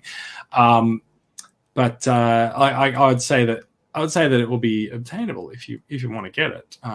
We can certainly even forward it. In fact, I know it's gone up for a pre-order at Oma Primus, coming from Singapore. So as well. this wasn't done through Pulse? I believe in the US it is going to be sold through Pulse, but internationally it can be sold from all over the place, right? I don't know if Roboson will have it on their website at all, but at the moment it's being sold as like you have to go to Hasbro Pulse to get it. Like I said, there's definitely pre-orders going up around the internet for it. Yeah. I am not gonna be adding this to my collection. Just don't really need. Tony's the last hope. No, I'm out on this. I'm sorry. Tony's I out. can't. I can't. Because it's also, you got to compare it to the price of the Unicrons as well. What could you have gotten for that amount of money? And clearly most of us have gotten Unicrons. Yes, most of us have. Did you get a Unicron, Tony? I did. Yeah. I did. I managed to. Cool. to sort one out. But I didn't have the same car issues that a lot of our Facebook friends have had. Sticking in the back of a car or a Prius or something like that. I gotta say, on the car issues front, right? Like, my dad has driven up to Sydney this week, and so he's got the car here. It's a big Ford Territory 4-wheel drive.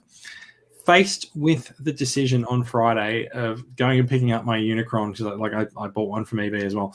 Going and picking up a Unicron from eBay World Square, I was like, we should drive into town, park at World Square, and then there will be no transport issues.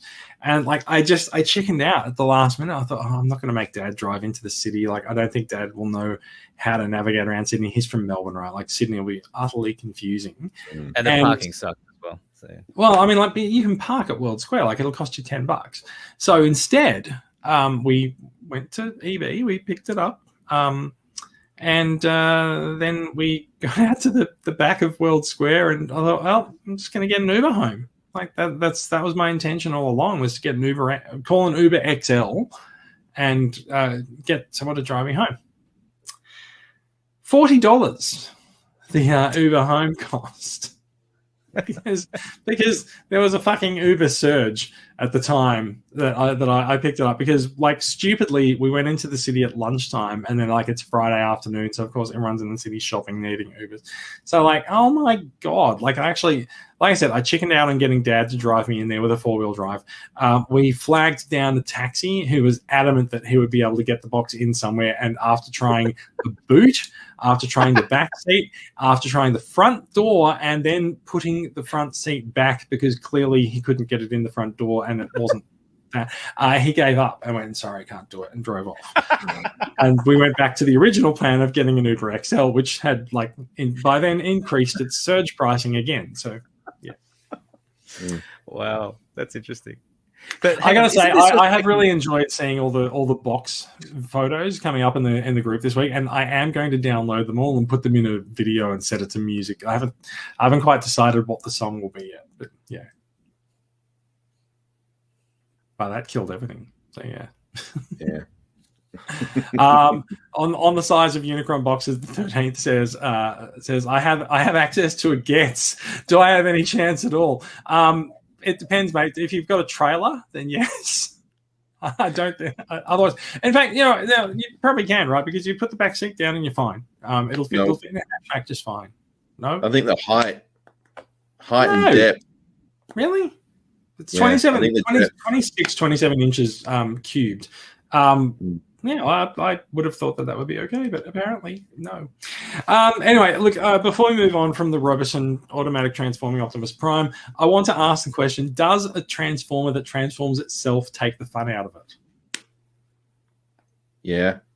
I mean, it's still living up to its name of Transformers, but at the same time, it's I can tell this thing to transform.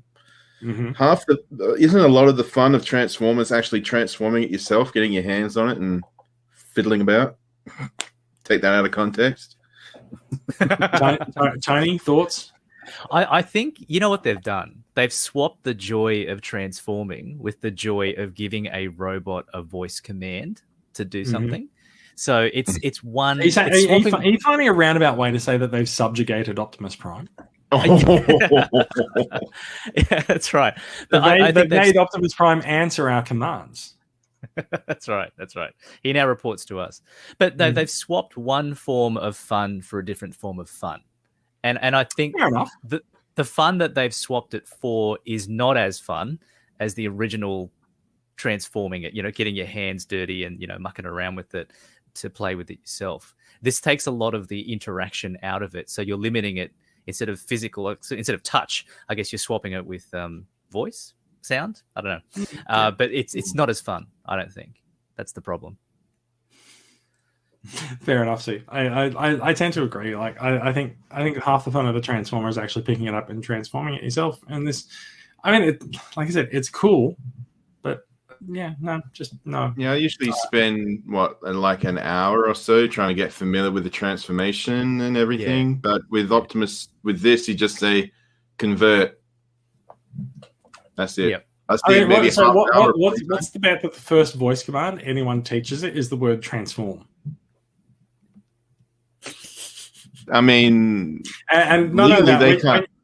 Yeah, no, they can't stop you, right? But like, what's the bet that when they do it, like, you get a push notification from Hasbro's lawyers just going, You didn't say the magic word. Yeah. Lawsuit. Hey, Optimus Prime, lawsuit, and then he transforms. So yeah. I think they just sort of hyped up like it's got what, like 1,500 microchips and servers and it's got like a fucking bajillion things inside it. Like, because there's like 4 million engine parts. There's 11 billion transistors. There's 5 central processing units, and all of them like the last one's just along for the ride. It doesn't do anything. And no matrix of leadership. That's true. There's no matrix. Yeah, that's true. His chest doesn't move. However, worth pointing out, real chest, right? Like it is the real cab chest. So like, there's no fake chest going on here. But you know, that would have been cool. Though, if one of the commands you gave it was like, Optimus, light our darkest hour, and then the little chest opens up and he pulls out. That would have been very cool. That's the command I give Google to turn on my lights, light my darkest hour every night. I was just say Optimus Prime, die, and he just turns white. His face turns to the side a little bit as well. Yeah, that's awesome. I think Brad's going to hate us this week.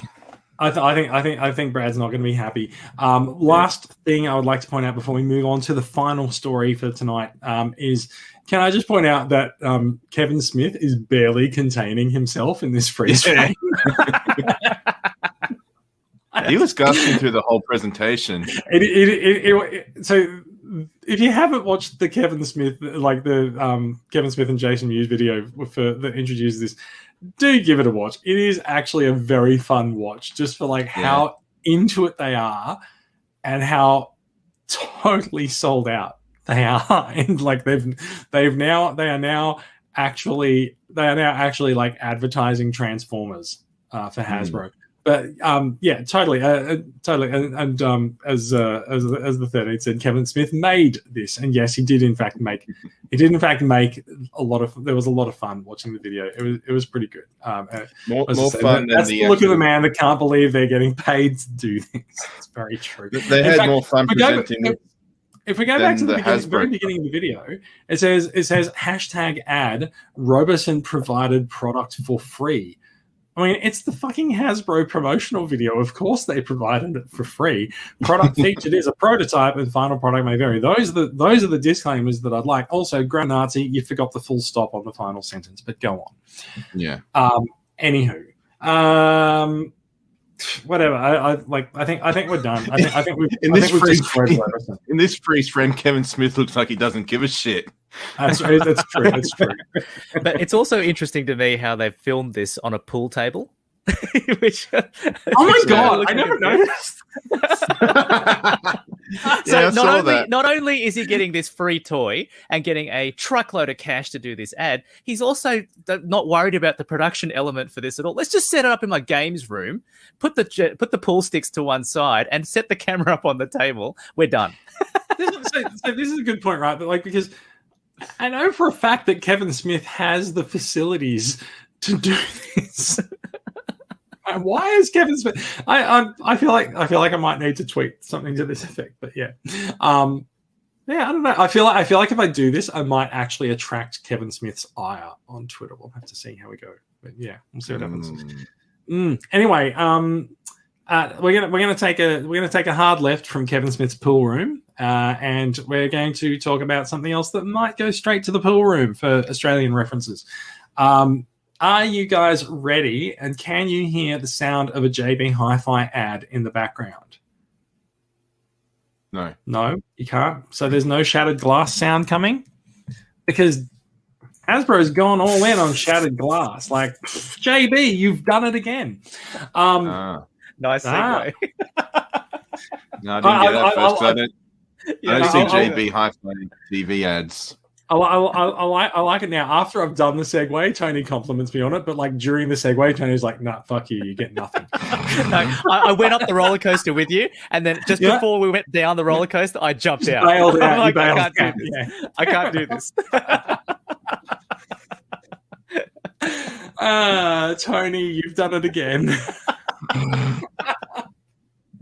All right, so let's talk about Shattered Glass. Shattered Glass is the rather well-known, I think, alternate universe version of Transformers. Most properties have a mirror universe where good is evil, up is down, left is right, and bad is good, and stuff like that, right? So Transformers has the Shattered Glass universe, very, very, very loosely mirrored on the Star Trek mirror universe as well. Like, I think most of the bad guys have goatees in Shattered Glass.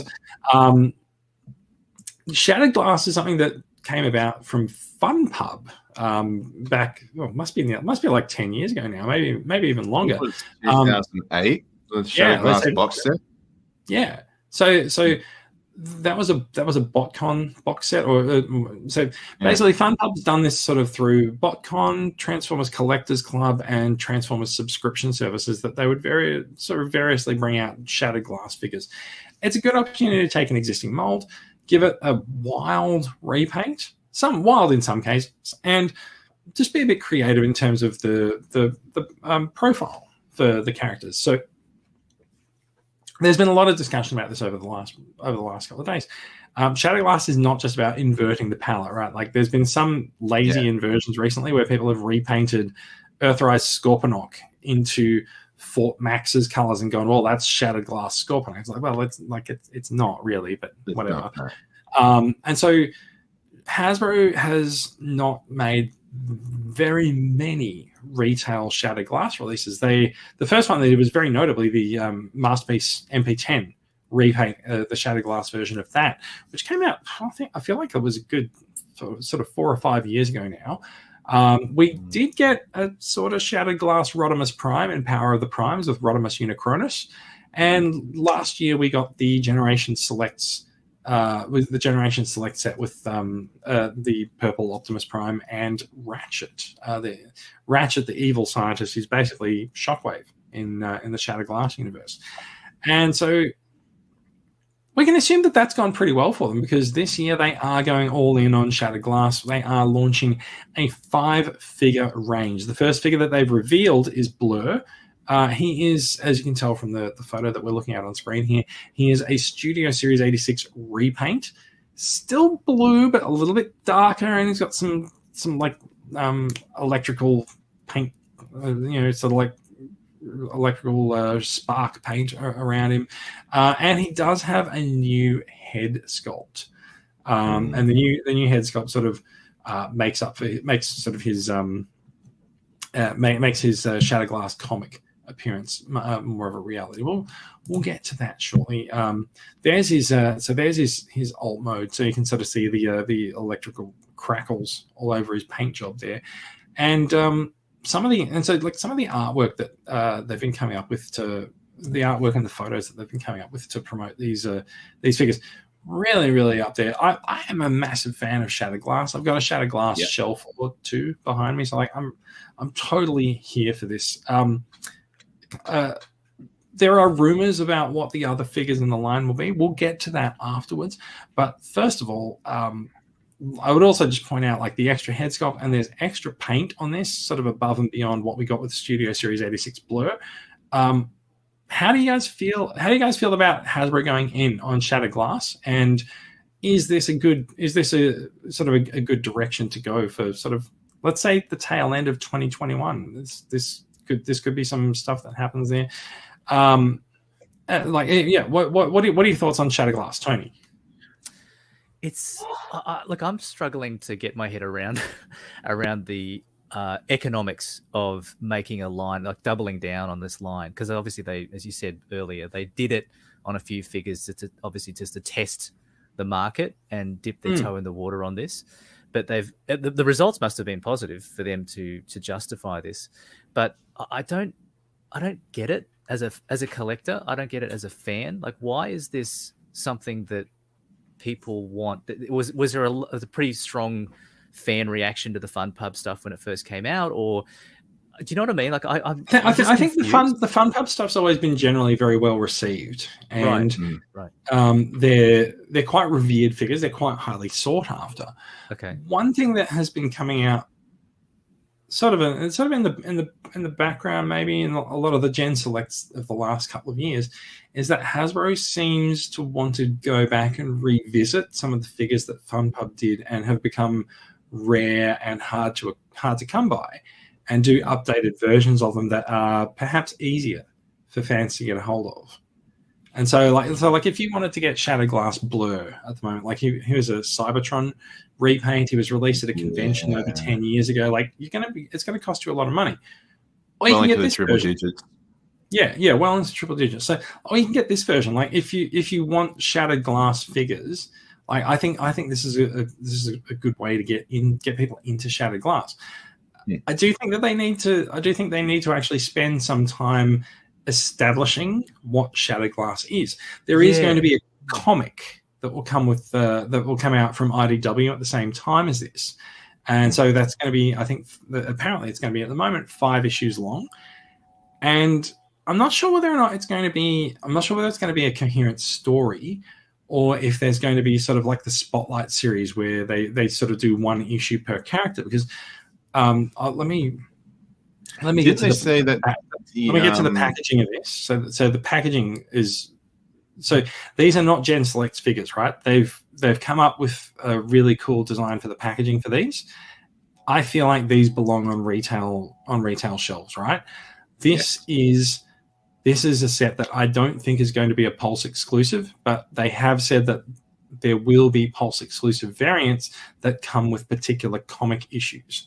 So I think the comic will be out there, and I think the figures will be out there. But if you buy the figures from Pulse, then you'll get the comic for that figure. They said that each of the comics will have a story told from the perspective of that character, which is what IDW did with the Spotlight series years ago, sort of like bringing in those. So I wonder if they'll tell like a Shattered Glass story, just sort of explaining more like who Shattered Glass Blur is, and what his motivations are. And obviously, like, they'll probably involve some other Shattered Glass characters, test the water, see if people react to them. But the boxes are absolutely gorgeous. I absolutely love the purple and pink and black color scheme that they've got for these on the boxes. Like, this looks unlike anything else that's been on the shelves for Transformers. I think that looks fantastic for it. But again, I think that these are retail boxes. I think these belong on store shelves somewhere. So I don't think they'll be exclusive to Pulse. In fact, I know they're not exclusive to Pulse because I know that retailers around Asia are expecting them in July, and pre-orders are going to go up sometime in the next week or so. So like they're definitely coming away from being like only on Pulse. I'm totally in for it. Like I feel people are rightly critical of the Studio Series 86 Blur mold. Like he's maybe a little bit maybe a little bit simple as a G1 Blur, but maybe with that new face sculpt and sort of the meaner paint job, maybe they can really elevate the figure. Speaking of the face sculpt, though, what this Shattered Glass version shows you is that they didn't spend enough time on the SS86 Blur for the face sculpt, because they clearly did a lot better on this. If you forget about the damage to the face, I mean, the version that we got in SS86 looks like Jim Carrey in The Mask. This one actually looks like a proper robot with a bit of damage. Okay, fine, but take the damage off. This sculpt looks much better. And if I can imagine this proper sculpt on the SS86, I think Blur would have been a lot more popular. Yeah, so I've got the comic art. Who I believe this is from Casey Collier. I've got the comic art, and I try as I might. Every time I look at this, it looks like Springer. Like yes. It just doesn't lolook like Blur to me. It looks like Springer, and I can't see my way past it. I'm sorry, but yeah, at least the head sculpt on the character on the toy doesn't look like Springer. But also, I'm not sure that it really looks that much like Blur either. But yeah, so he's a different face sculpt, which I think is cool still. Yeah. Going back to what you were saying before, I'm really excited that Hasbro is embracing Shattered Glass. At the same time, I collected the Shattered Glass, variant toys as they were released. So I've already got a Blur, but at the same time, this Blur does really look pretty cool. He does. I think this is a nice. So a lot of the figures that we've seen over the last 20 years or so, they're updates to G1 characters, right? So Cybertron Blur was like a different reimagining of the character and stuff, but the Shattered Glass doesn't really have a G1 to fall back on. So as over the last 15 to 20 years, there's been different custodians creatively of Shattered Glass, and so as a character is introduced, they've got the mold of the day.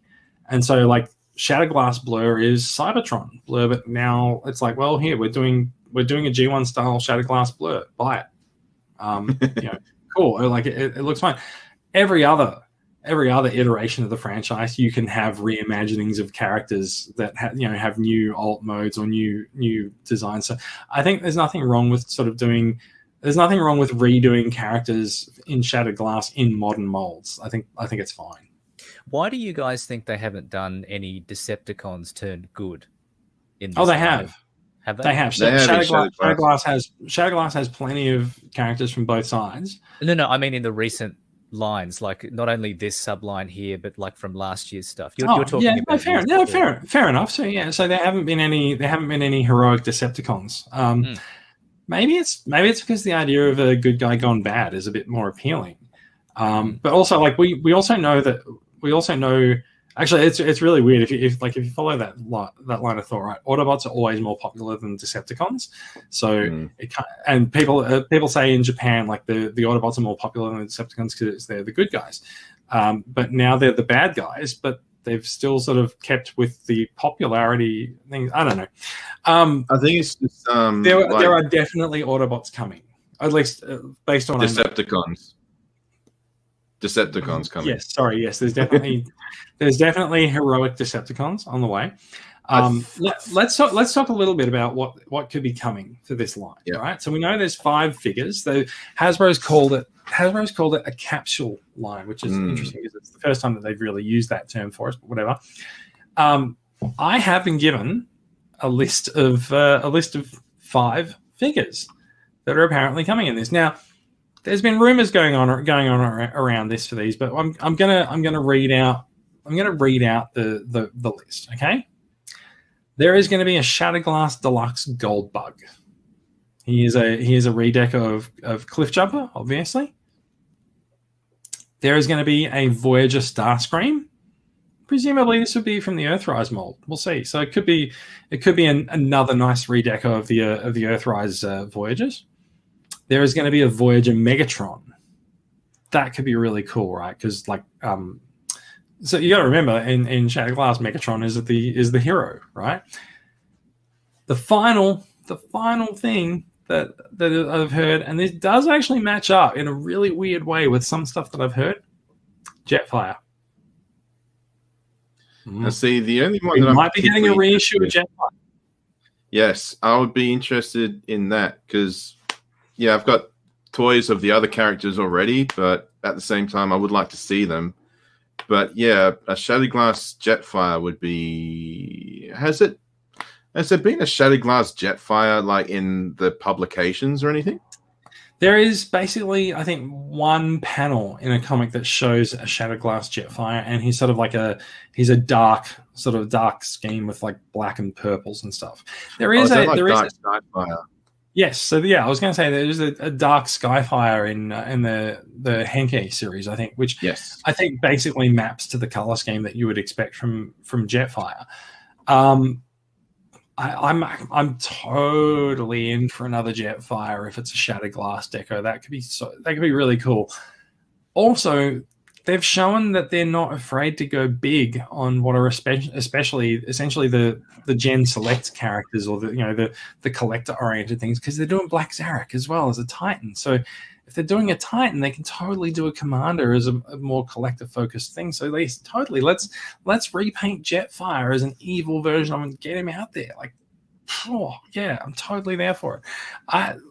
The only one of those characters listed that gives me pause is Goldbug, But even then, like, it's a great little mold, that Cliff Jumper. So I'm totally there for a Goldbug, right? Also, the evil version of Goldbug was a repaint of Hotshot, and he was like black and gold. He's more black than gold. So like, that could also be a really cool use of the mold. I'm totally into it. It's great. I'm really, really happy that Shattered Glass is getting a bit more love and a bit of figure love with figures that are going to be easier to obtain. Sort of a bit of mainstream attention. Yeah, absolutely. I mean, like I said, there's been some mainstream attention, but it's only been something that Hasbro would pick up and play with and then put back down for long periods of time. So I'm really, really happy to see this happening. I'll be interested to see the Megatron, because I've got the original Shattered Glass Megatron, and he is a beefy boy. I think he was like the Ultra Class. I don't know. What figure was he? He was Cybertron Megatron. So, like the massive jet. Yeah. The big jet done in like a G1 prototype color. So, it'll be interesting to see what mold. Have they said what mold, or is these all just rumors? No, these are all rumors. Okay. So, yeah, like this is literally something that was passed to me on Messenger by someone today who asked me not to name them if I repeated it. So I will not tell you who they were. But yes. Okay. Yeah. So, like, yeah. I'm really into the thought that we're going to get a Shattered Glass subline. I think the boxes look absolutely hot as well. I don't know if all of them will look like this. Like the Commander class thing might be interesting to see done this way. But we'll see. I'm imagining that they're going to be retelling or rebooting the Shattered Glass universe, because Blur in the original Shattered Glass didn't last long. Yeah, I've heard that. So I'm more into the toys than I am the fiction with Shattered Glass, because the fiction is quite hard to track down. So like I like the color schemes, and like I know the broad strokes of the characters, but less of the plot. So I think it'll have to be a reboot, or at least a sort of a telling of that story that doesn't tread on what's gone before in a way, or doesn't require. Also, what with what Tony was saying before, how there are very few Decepticon Shattered Glass, is because the characters of the Shattered Glass Autobots are so vastly different and psychotic that they're actually very interesting, whereas the Shattered Glass Decepticons are very, very dull in comparison. Right. Yeah, so you get like I think Shattered Glass Thundercracker is like an adventurer. Is that right, Bradley? Yeah. Yeah, and Shattered Glass Megatron is a mathematician. Whereas Shattered Glass Optimus Prime is a psychotic, brutal warlord who constantly beats up his own men. He kills Shattered Glass Blur. He keeps the people he's killed in cryo tanks so he can as trophies. So that's just so that by the contrivance of plot later on they can arise and dethrone him. But yes, yeah, pretty much. Wow. All right. Look, I think it's about time we sort of bring this to a close, because we haven't gone for quite a while. Anyone else in or out of Shattered Glass? Tony, what do you think? I'm interested. I'm not going to discount it, because I want to see the designs though, because I really like the idea of a different colored Jetfire as well. Because I just love that toy. Like I can't stop playing with it. So if you give me a different version of it, I think I'll have the same level of enthusiasm. But jury's out. I want to see the other ones first. So see how we go. Yeah, fair enough too. Yeah. So interestingly enough, I think the Shattered Glass reveals are going to come thick and fast, because I've heard that they're going to be sort of released from July. We'll see. Yeah. Also, the list that I was given specifically says that Blur is number 2. Number 1 is Goldbug. So I think if Blur and Goldbug come at the same time. Also, so these are deluxe. So you could get a box of deluxe figures and then a box of Voyager figures later. So maybe the deluxes will both come out at the same time in July, maybe, and then maybe the Voyagers come later. So to the question of the Commander class figure, if you recall, a really long time ago, I said that some sources had said that it looked like there was a second Commander class figure coming later this year. And I think Tony probably is familiar with the sources that I'm referring to. Yes. So yeah, and like this actually does match up. There is a second Commander class figure coming this year, and it's going to be Jetfire again. Yeah, So, yeah. Yeah. Is there a chance? I don't know. I think it'll be too soon, but it wouldn't be a Shattered Glass Rodimus, would it? Well, I mean, so the rumor says Jetfire. So yeah, we had a Shattered Glass Rodimus, and that we had Rodimus Unicronus. So I don't know if they really need to revisit that. But, Yeah, I thought people were double counting the Rodimus Commander class when that news came out. Like they may have just mistaken it, but then like a reissue. Exactly, yeah. But then you see this news, and you're kind of like, actually, no, it probably is a very separate Commander class. Yeah, so we've seen, like I said, when we were talking about Rodimus, the Commander class comes out, and then it sort of is reissued later in the year for more retailers. But I don't think that quite matches up with end of the year. So no. I think Shattered Glass Jetfire could be like a November release or so. All right, we're about done with this.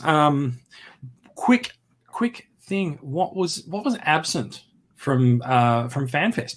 There was absolutely no mention of Studio Series. There was one mention of Studio Series in the Shattered Glass Blur is a Studio Series 86 repaint, but there was absolutely no announcement of any new figures for Studio Series. So whatever's coming next for Studio Series 86 has yet to be announced. So there's definitely still stuff to be announced in the next few weeks.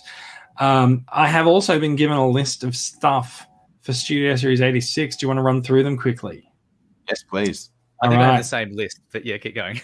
I think I pasted it into a chat that you were in today, Tony, so it's probably that list. No, this is I didn't get it from you. I got a different one. But yeah. Oh, okay. All right, let's compare lists. So yeah, sure. So Voyager Scourge is a repack, so fair enough. Like they want to get that out more because people have had trouble finding him. Slag and Daniel leader class. That one's been rumored for a while, so that's not really that much of a surprise. Deluxe Nor. So a new Sharkticon mold in the deluxe scale could be pretty cool. Yep. The next two are interesting ones. I'm gonna go. So one says a Voyager sweep.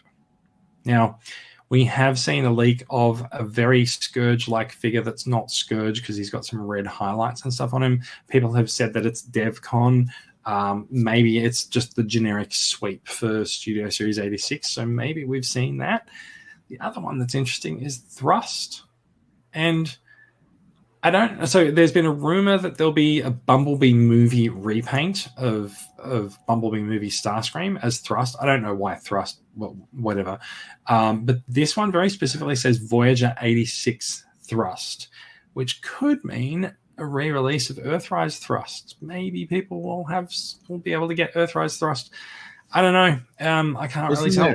Tiny, what does your list say? It has those ones. I've also got Wreck-Gar on there, which we haven't mentioned yet. And it had Kingdom. Sorry, not Kingdom. It had the Voyager 86 Starscream with the coronation version. Yeah. But what I think has actually happened is that figure has now been either replaced or deleted from the product line and replaced with the Thrust that you're mentioning, Jace. So that's what I think has actually happened. Yeah. I think I saw an article that said Thrust, and it said in brackets previously thought of as Coronation Starscream. Right. Oh, right. Okay. Right. Yeah. Oh. Yeah. Yeah, it's a shame actually because I wouldn't actually mind a Coronation Starscream from the Earthrise Starscream mold. That would be cool. Yeah, rather than having to pay for the Thundercracker Masterpiece version that's going to have the Coronation cape and crown as an extra bit. Yeah. Yeah. So that's interesting. So yeah, Wreck-Gar was notably missing off the list that I got today. But yeah, it is interesting to see that maybe Thrust will get a re-release, and maybe it's Hasbro's apology for Thrust being a Target exclusive. I don't know. Well, Thrust did briefly appear in the movie, so yeah, I was going to say, yeah, he would probably be dented after having been hit by Optimus Prime. I actually hope that he has like an Optimus Prime grill shaped paint job over him or something. Like that would be cool. It's the one time where battle damage is actually acceptable on this figure. Yeah, battle damage is acceptable if the battle damage came from Optimus Prime. That's the only time it's all right. Yeah. That's right. On the list that I've got, by the way, apart from 86, there were a couple of things that I was hoping to see at this Pulse con thing, but it yeah. didn't turn up. And the big one was this re-release of Sideswipe that's been put together in a 2-pack with Night Prowler, who I am not familiar with, but I assume that the Sideswipe listing is the Earth mode Sideswipe that we've all been waiting for. I don't know who the hell Night Prowler is, but I'm hoping that it's at least a good-looking figure. I am completely unfamiliar with the rumor of them being put together in a 2-pack. Yeah, it's a Generation Select. Yeah, right. Okay, well, maybe it's like Cordon and Spin Out, but I had heard that we were getting an Earth mode Sideswipe, but yeah, that's also notably absent from things that have been announced here. We don't. So, is Kingdom it after Wave 3, or is there a Wave 4 yet to be revealed? Maybe Earth mode Sideswipe will be in that. No, but this is calling it Gen Select, so I don't know whether they are loose on that terminology. But between Kingdom and Gen Selects, I think they're pretty separate, right? So yeah, it probably doesn't sit within Kingdom. Yeah, fair enough. So we have been light on Gen Selects reveals for most of the year, right? So we had Deep Cover, and that's sort of been it as far as Gen Selects that are coming out in the first half of the year. So maybe they'll sneak out an Earth mode Sideswipe or something in the next couple of months. Yes. Because otherwise all the Gen Selects, like Transmutate, G2 Ramjet, Tricranius kind of counts as a Gen Select.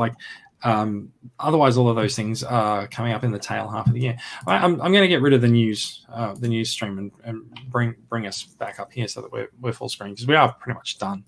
Yeah. We are a little bit light on Gen Selects for the first half of the year, but I think Gen Selects have been light in the first half of the year for the last few years. I think they've gone heavy on them in the latter half of the year.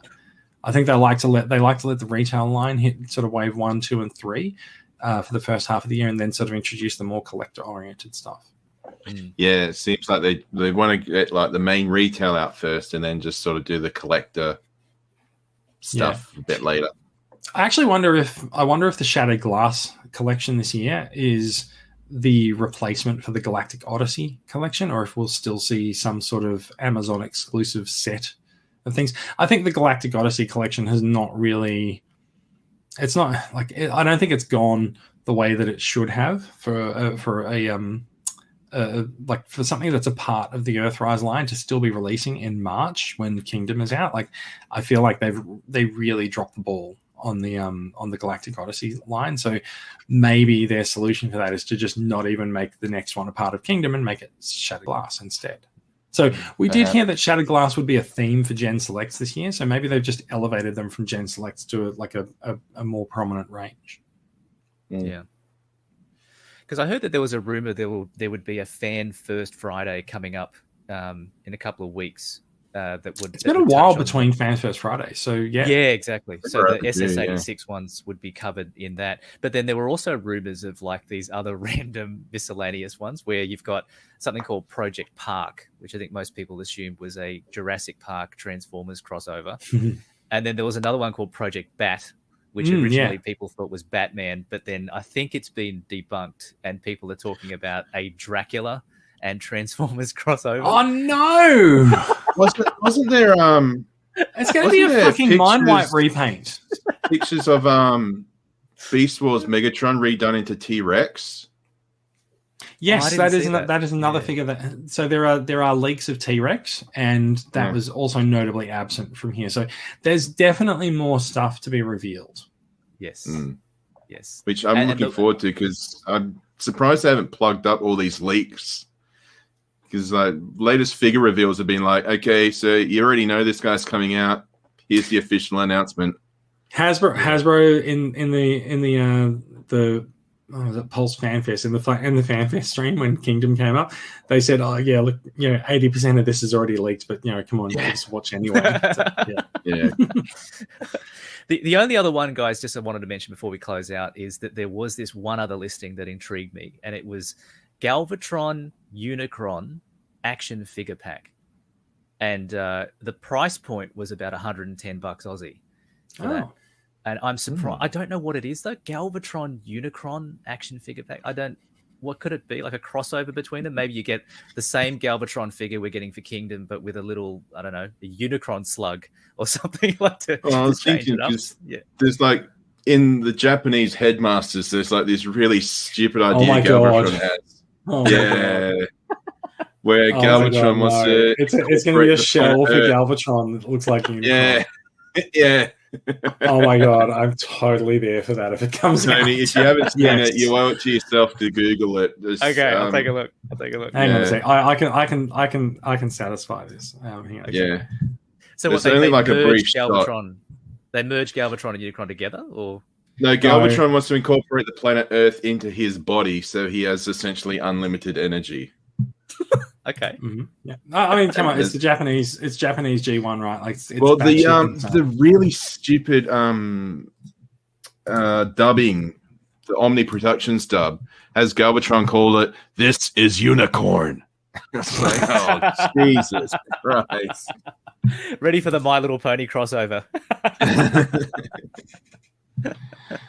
I am currently waiting for my browser to catch up with me, and then I'm going to send that full screen and zoom that up, and bam, there you go.